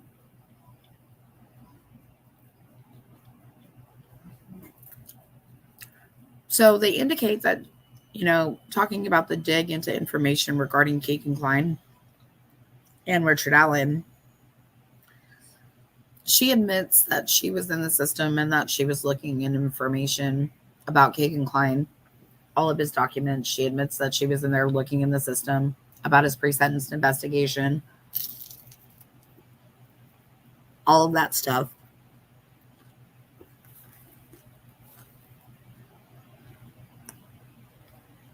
And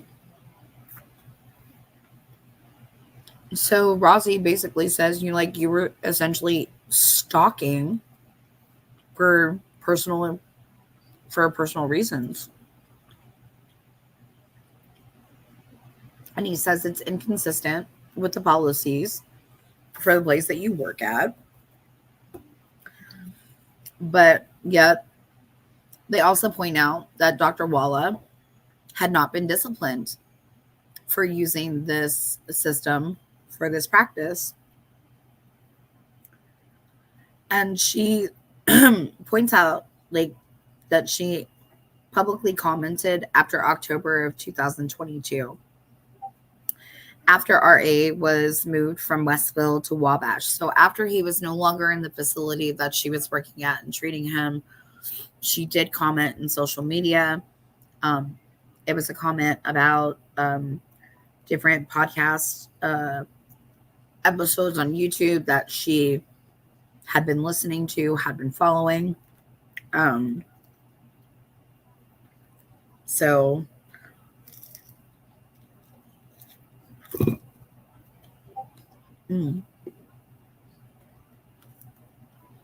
as Exhibit W, as in walk or woven. They submit a post that she had put on social media about podcast recommendations that she posted regarding the Delphi case. Um, and she acknowledged that in the post that she rendered her public opinion. Um, she had made a comment about a calm tone, unnerving podcaster. Talked to RA about the tone and the happenings in the case. He shared that, she was telling him about the podcast and about there's like people out there that are like supporting you and stuff. She would have conversation with him about this. And he says that people want to kill me. And she tells him that he has many supporters out there.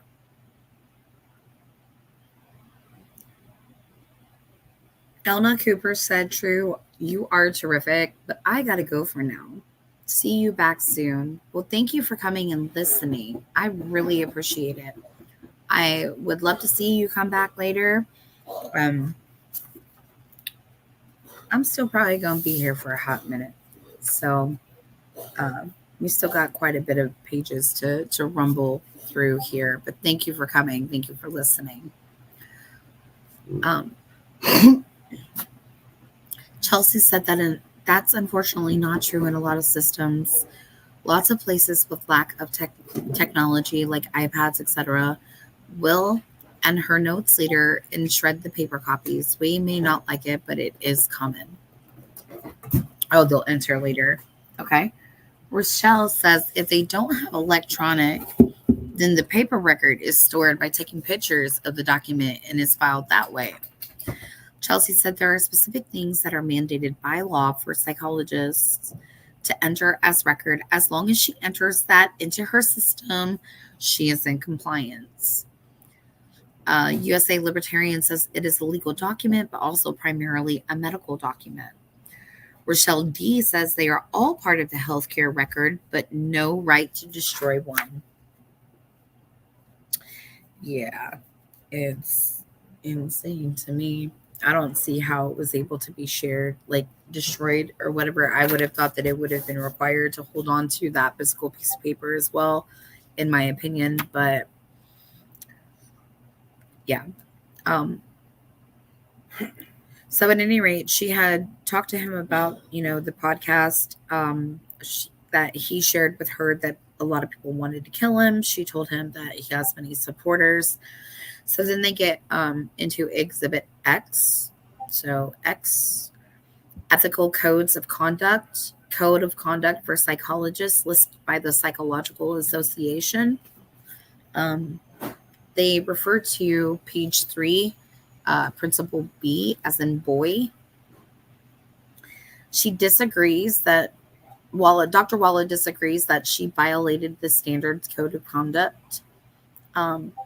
She said that she has respect for people's rights and dignity. She feels that it is a gray area, and she doesn't feel that it was a conflict of interest or concerning the dignities of Richard Allen.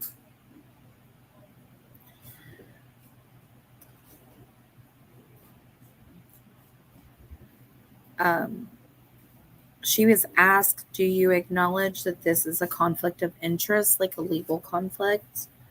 And she said that she felt that she was reasonably able to look at this case with impartiality and objectivity, and that she was able to compartmentalize. Ugh, why is that word?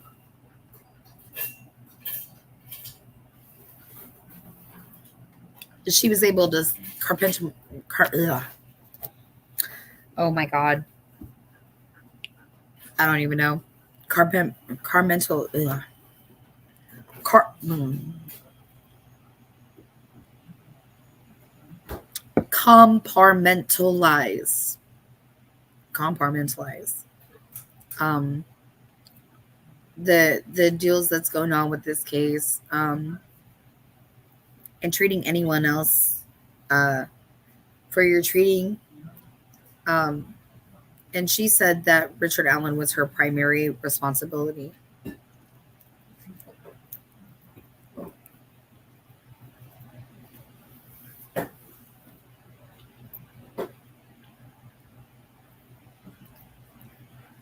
So they wanted to assert that uh, there was a bench notes session. They're talking about a violation of Rule 4.1, and it talks about the limits. It limits discussion of confidentiality. Um, and then they're discussing about record keeping procedures according to the APA standards.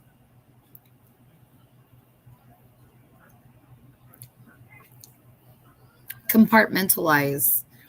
I don't know why that, like, my brain was just like, don't say it. Compartmentalize. That's the word. Oh, I'm sorry. I sounded like an idiot there for a second. Um, but yeah, you can keep it in different boxes in the brain. Keep stuff separate. In other words, thinking about it. Um, Chelsea said, I think Dr. Wallace should lose her license, but this is not one of the reasons. Again, we may not like it, but she is in compliance with the notes. Okay. So again, they talk about the record keeping procedures according to the APA standards. They admit Exhibit Y as an yak. They refer to page 995 and guideline 2 concerning contents of records. It says it may be an advantage to keep medical records, but in circumstances unintended to disclose, it may be important to keep detailed reports.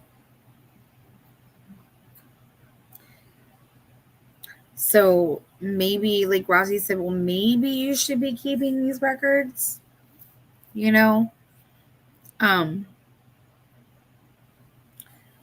Also, they were talking about documents suggesting that there should be a document of signed informed consent.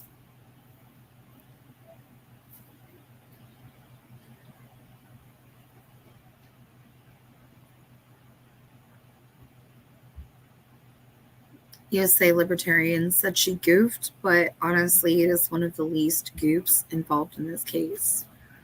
Rochelle D said, I think it's a question of ethics, and in her role, she answers to her licensing body. And USA Libertarian said, in my opinion, anyway. Okay. What? Are you coming to visit? You're not on the camera.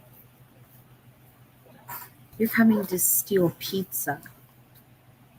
Is that what you're doing? Well, wink at me.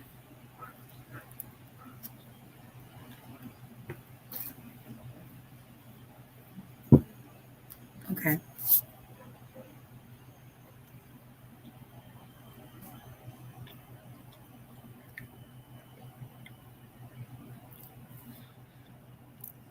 So then there's an argument made that the defense was trying to discredit Walla and how her predicted guideline and tell her how her predicated guidelines to handle adherence to a policy. That's what the state says. Due process issue. So Rossi says it's a due process issue. Assigned psychologists treat him. The process. The contents of the document, the contents of the document didn't follow the rules, and it was a violation of Amendment 14. And he agreed that it was marginally relevant. So I guess like I my brain has like been squashed from there. So I guess I'd have to look at the transcript for that to um, give more context on that. I'm sorry. So then we have Exhibit Z, as in zebra. Chelsea says, I have a license in a similar mental health field, and her notes are not going to be a problem with her board, but her social media use will be. Gotcha. Okay. USA Libertarians says, this situation is pretty unprecedented. So there are going to be a lot of mistakes by people dealing with it. Yeah. I guess that's kind of what I get out of it too. Um,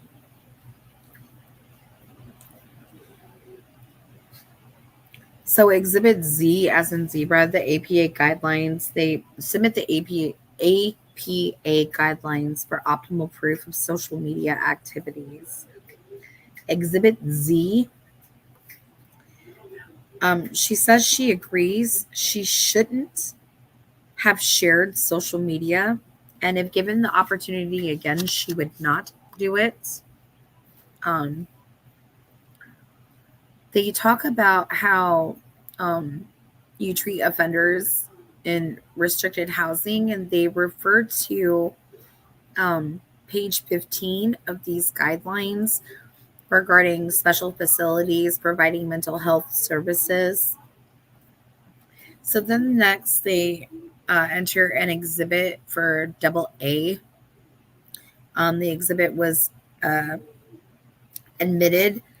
And basically, this document indicates that there was a cause of psychosis due to the confinement for 7 months. And Diener objects and says that these policies were put in place in April of 2022, and that these adjustments were made prior to his arrest. There's notes of quotation marks in Walla's notes. Destroying notes, not a good idea. Float. Enter electronic med records. Enter notes expected. Prepare behavioral suicide.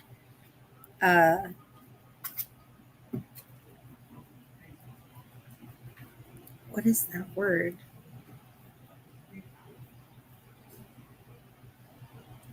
Suicide something on day's meeting with RA. I can't tell what that word is.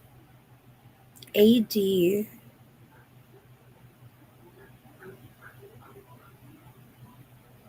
I don't know. It was something to do with her meetings with RA about suicide. They said that there are limits of confidentiality. What are you doing?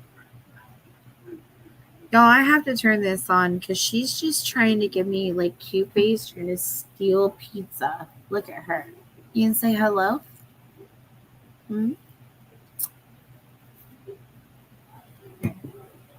Just wanted you guys to get a picture of the cuteness. Sorry. Get down. Get down.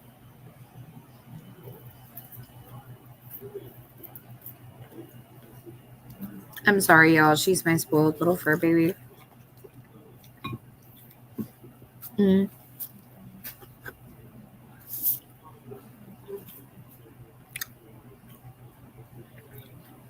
So they're talking about these limits of confidentiality, and there's a document that was signed by a gentleman named Dr. Primo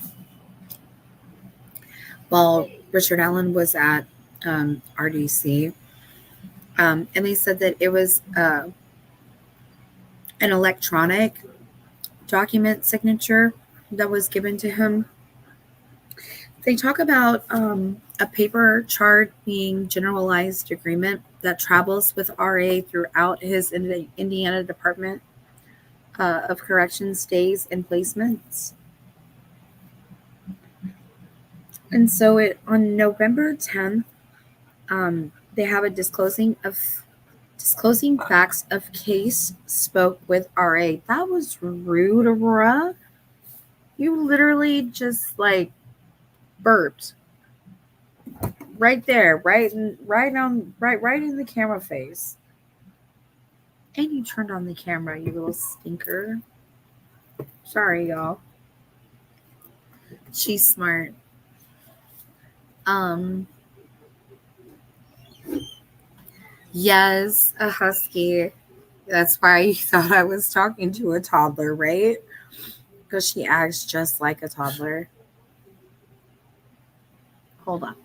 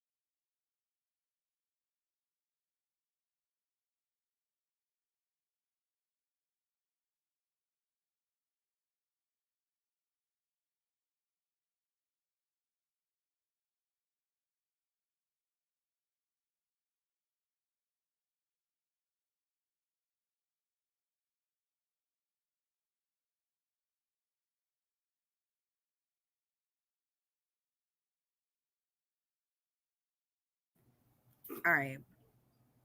So at any rate, so they're talking about there was an electronic document signature by RA, paper chart generalized agreement that travels with RA throughout his IDOC stays and placements. November 10th, disclosing facts of the case, spoke with RA.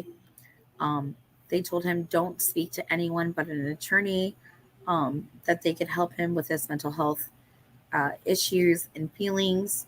Um, don't ask something about don't ask about the alleged crime or circumstances. They said that at one point Alan was exercising. He's exercising. He's reading. Um, he's participating in daily living activities like eating and bathing. Um, they said that the staff would stop by for a visit. Um, They said the suicide visit daily watch is not on suicide at least weekly, March through July, more like uh, December to April.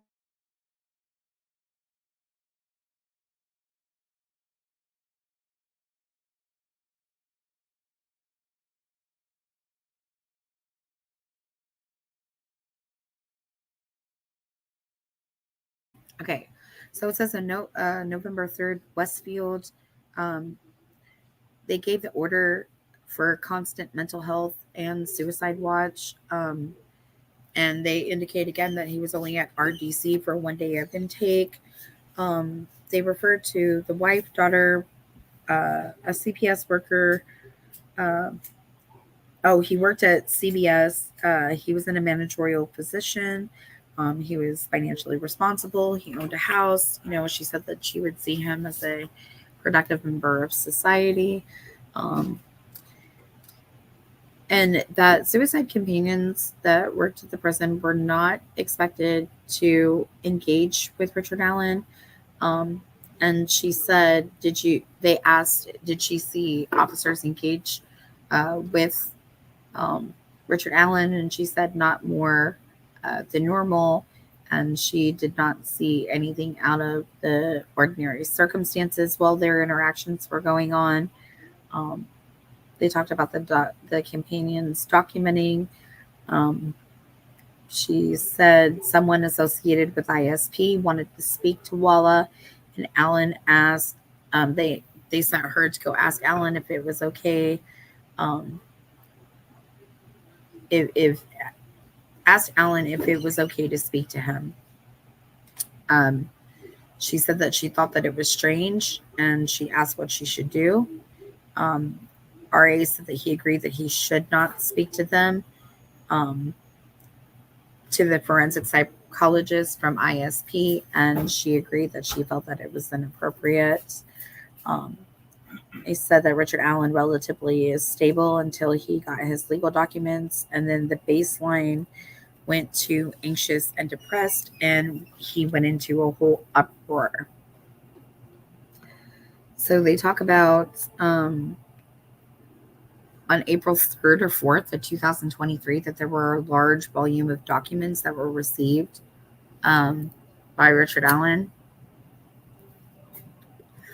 And after Richard Allen had received these documents, he began to showing uh, bouts of disorganized speech or thoughts patterns and presentation.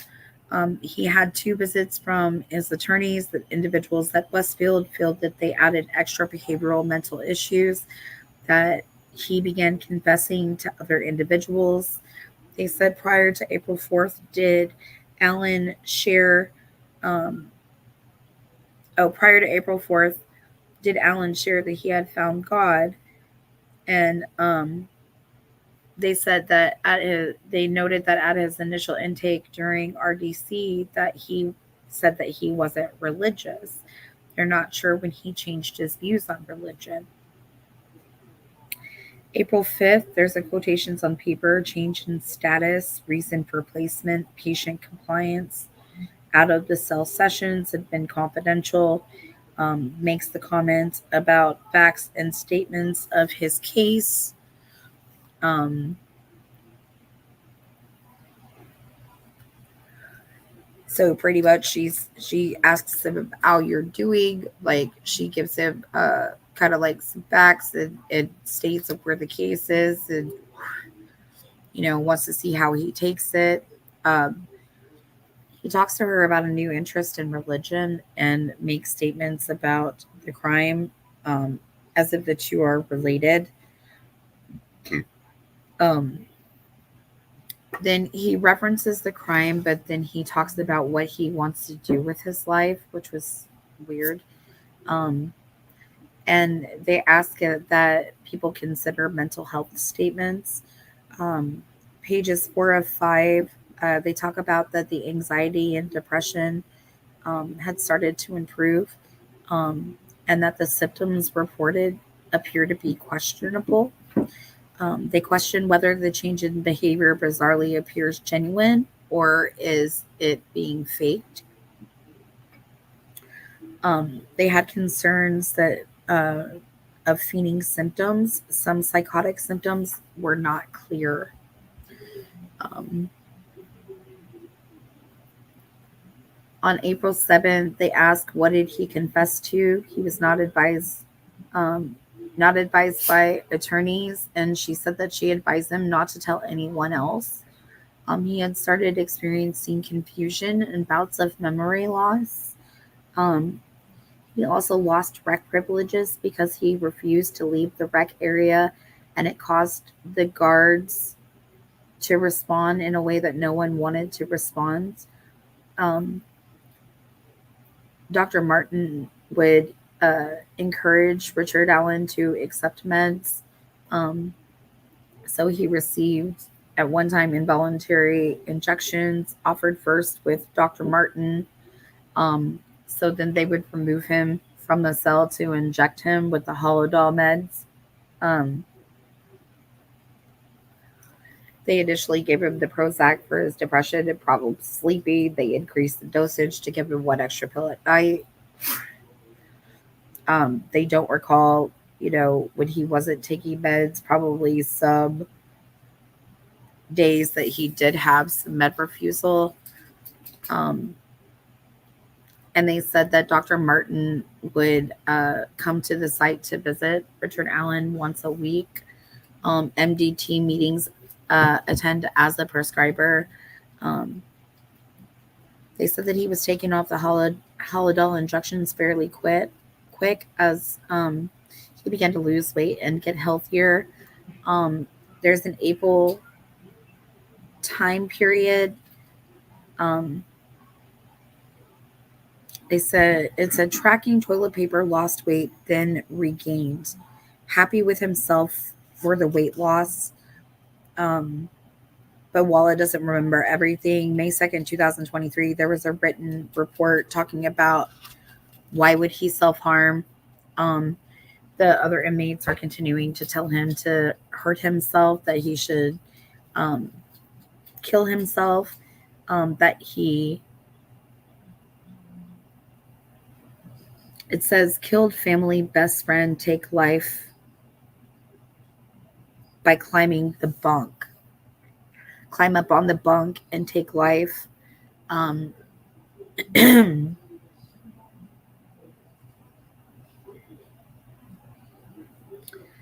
then they ask which is the lying statement, what he would do after climbing upon the sink. There's nothing there. Oh, climbing on the sink. Yeah. Keener, at that moment, decides that she's going to interject, but she's dragging her feet about Exhibit 15 being admitted. She said, "Is it possible that Richard Allen had broke a tablet twice?" And Wallace said, "It's possible." Um, Bala had said that he wanted to call his wife and confess, that he had made the statement to her that he wanted her to listen so that she would understand, and stated that his wife did not believe him. Um, Potential stressors, being confined, not communicating with family. He felt that they didn't want to communicate with him. Um, they talked about coincide with confessions and difficulty it raised, difficulty communicating with attorneys, um, choosing God over his family. Um,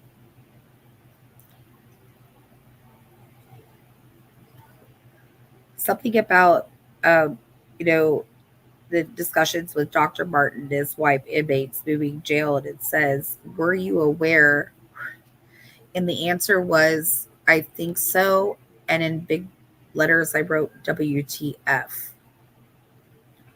So, like, you're aware of all this stuff, but you didn't think that this was something that you should take to somebody and report or talk about or anything. Like, I don't understand. Um, Dr. Wallace states that finding God seemed to comfort him. Um, the question of, did you find personal interests from an entertainment aspect affect your treatment of Alan? And she said, no, it was not related. Um, and no, about Keegan Klein.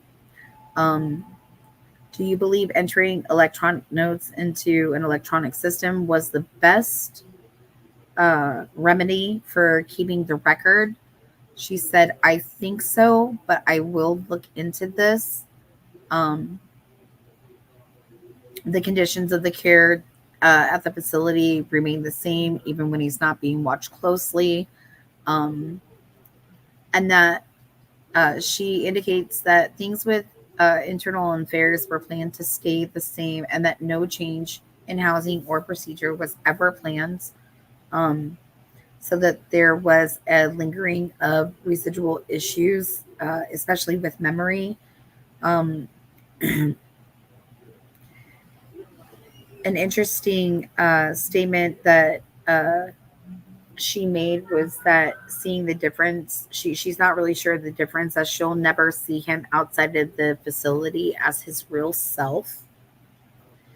Um, but then she says, but some days he seems like more of himself.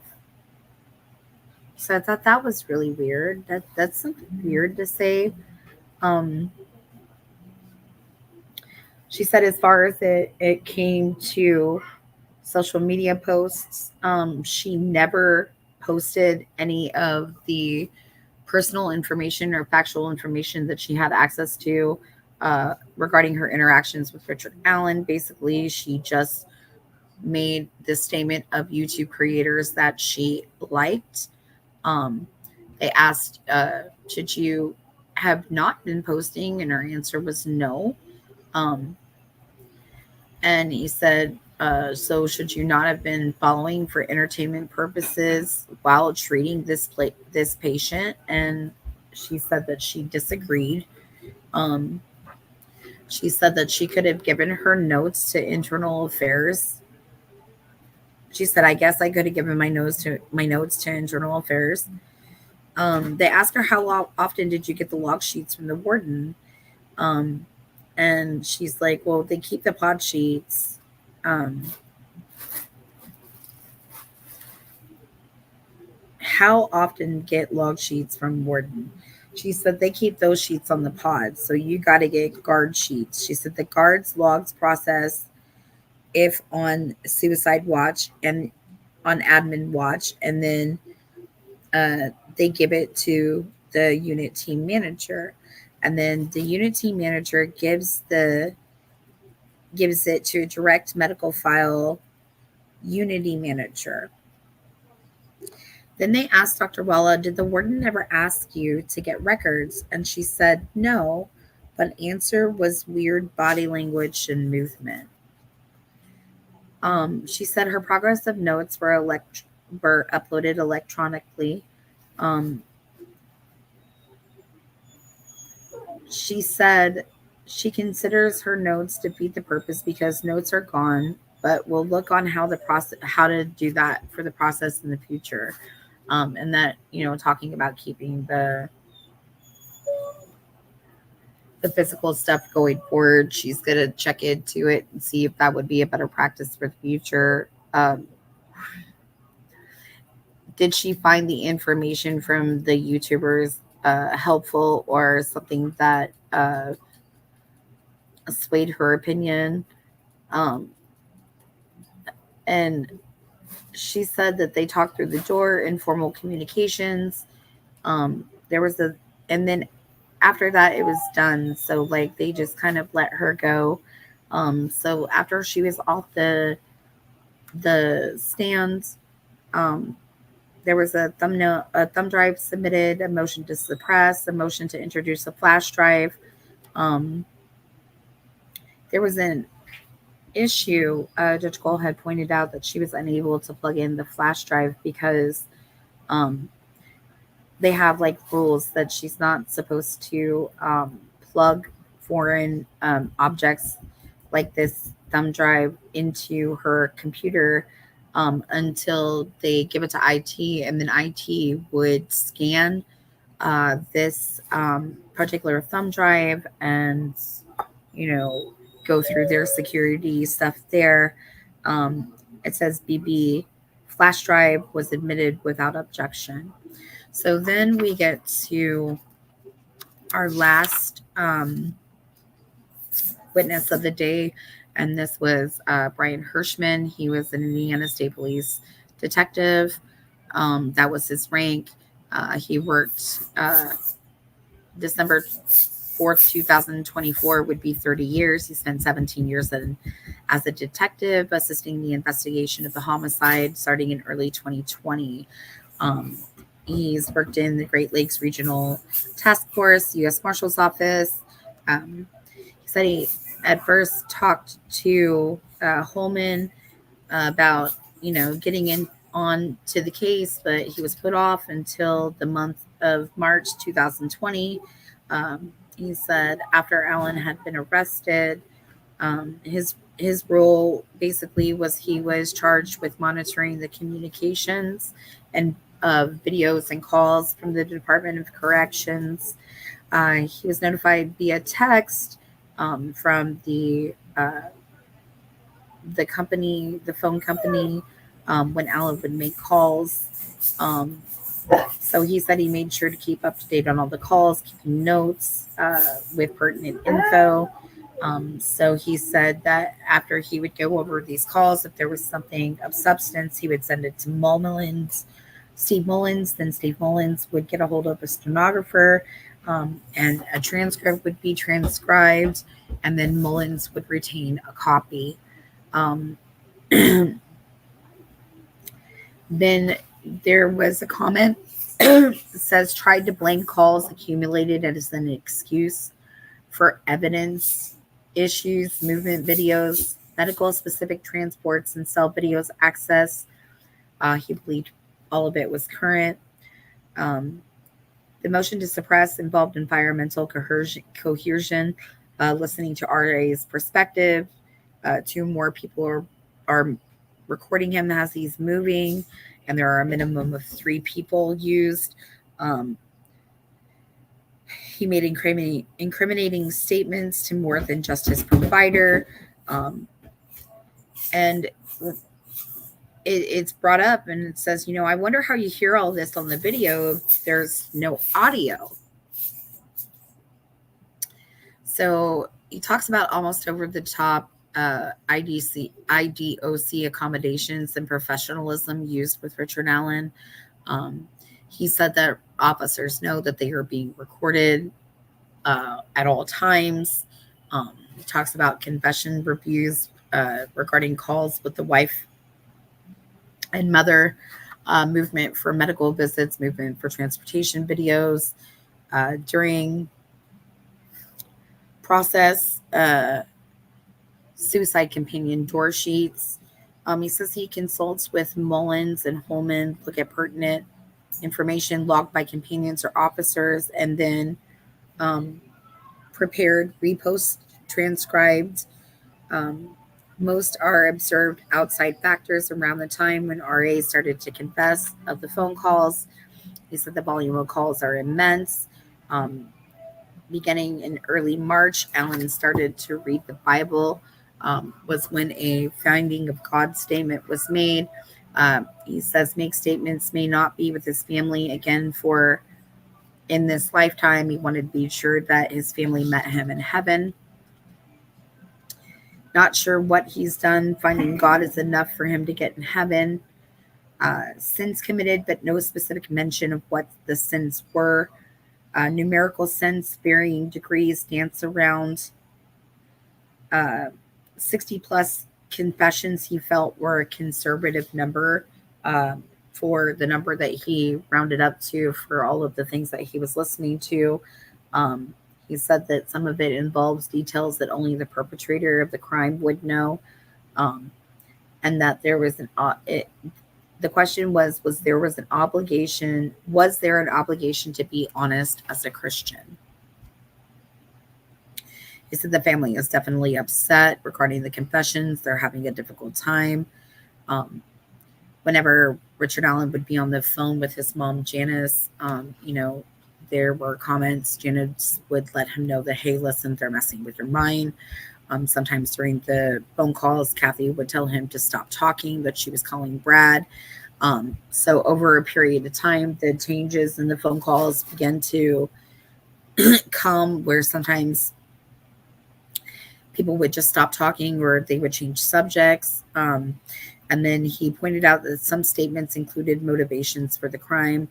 And then they asked, was there a delay in the confessions for a reason? And he said that he felt that there was concern about how the family might react. And then there was bouts of periods with non-communication between the family. The second week of November 2022, he makes a statement to a family member saying, if this becomes too much, let me know. I will talk to the detectives and tell them everything that I know. There are months indicated from April to June of 2022 to July. He said then the confessions started to slow down. There was a statement that asked, no matter what, will you love me? And will you be there? He had concerns about the photos of the crime scene being shown in court. Apparently, there was an alleged statement talking about he didn't want anyone to see what he had done. The last thing that was talked about was a February 2024 statement that was noted to the Indiana Department of Corrections. It says that he was talking to himself, apologizing for killing one of the girls. So that right there is the end of the segment with Dr. Monica Walla for day 2.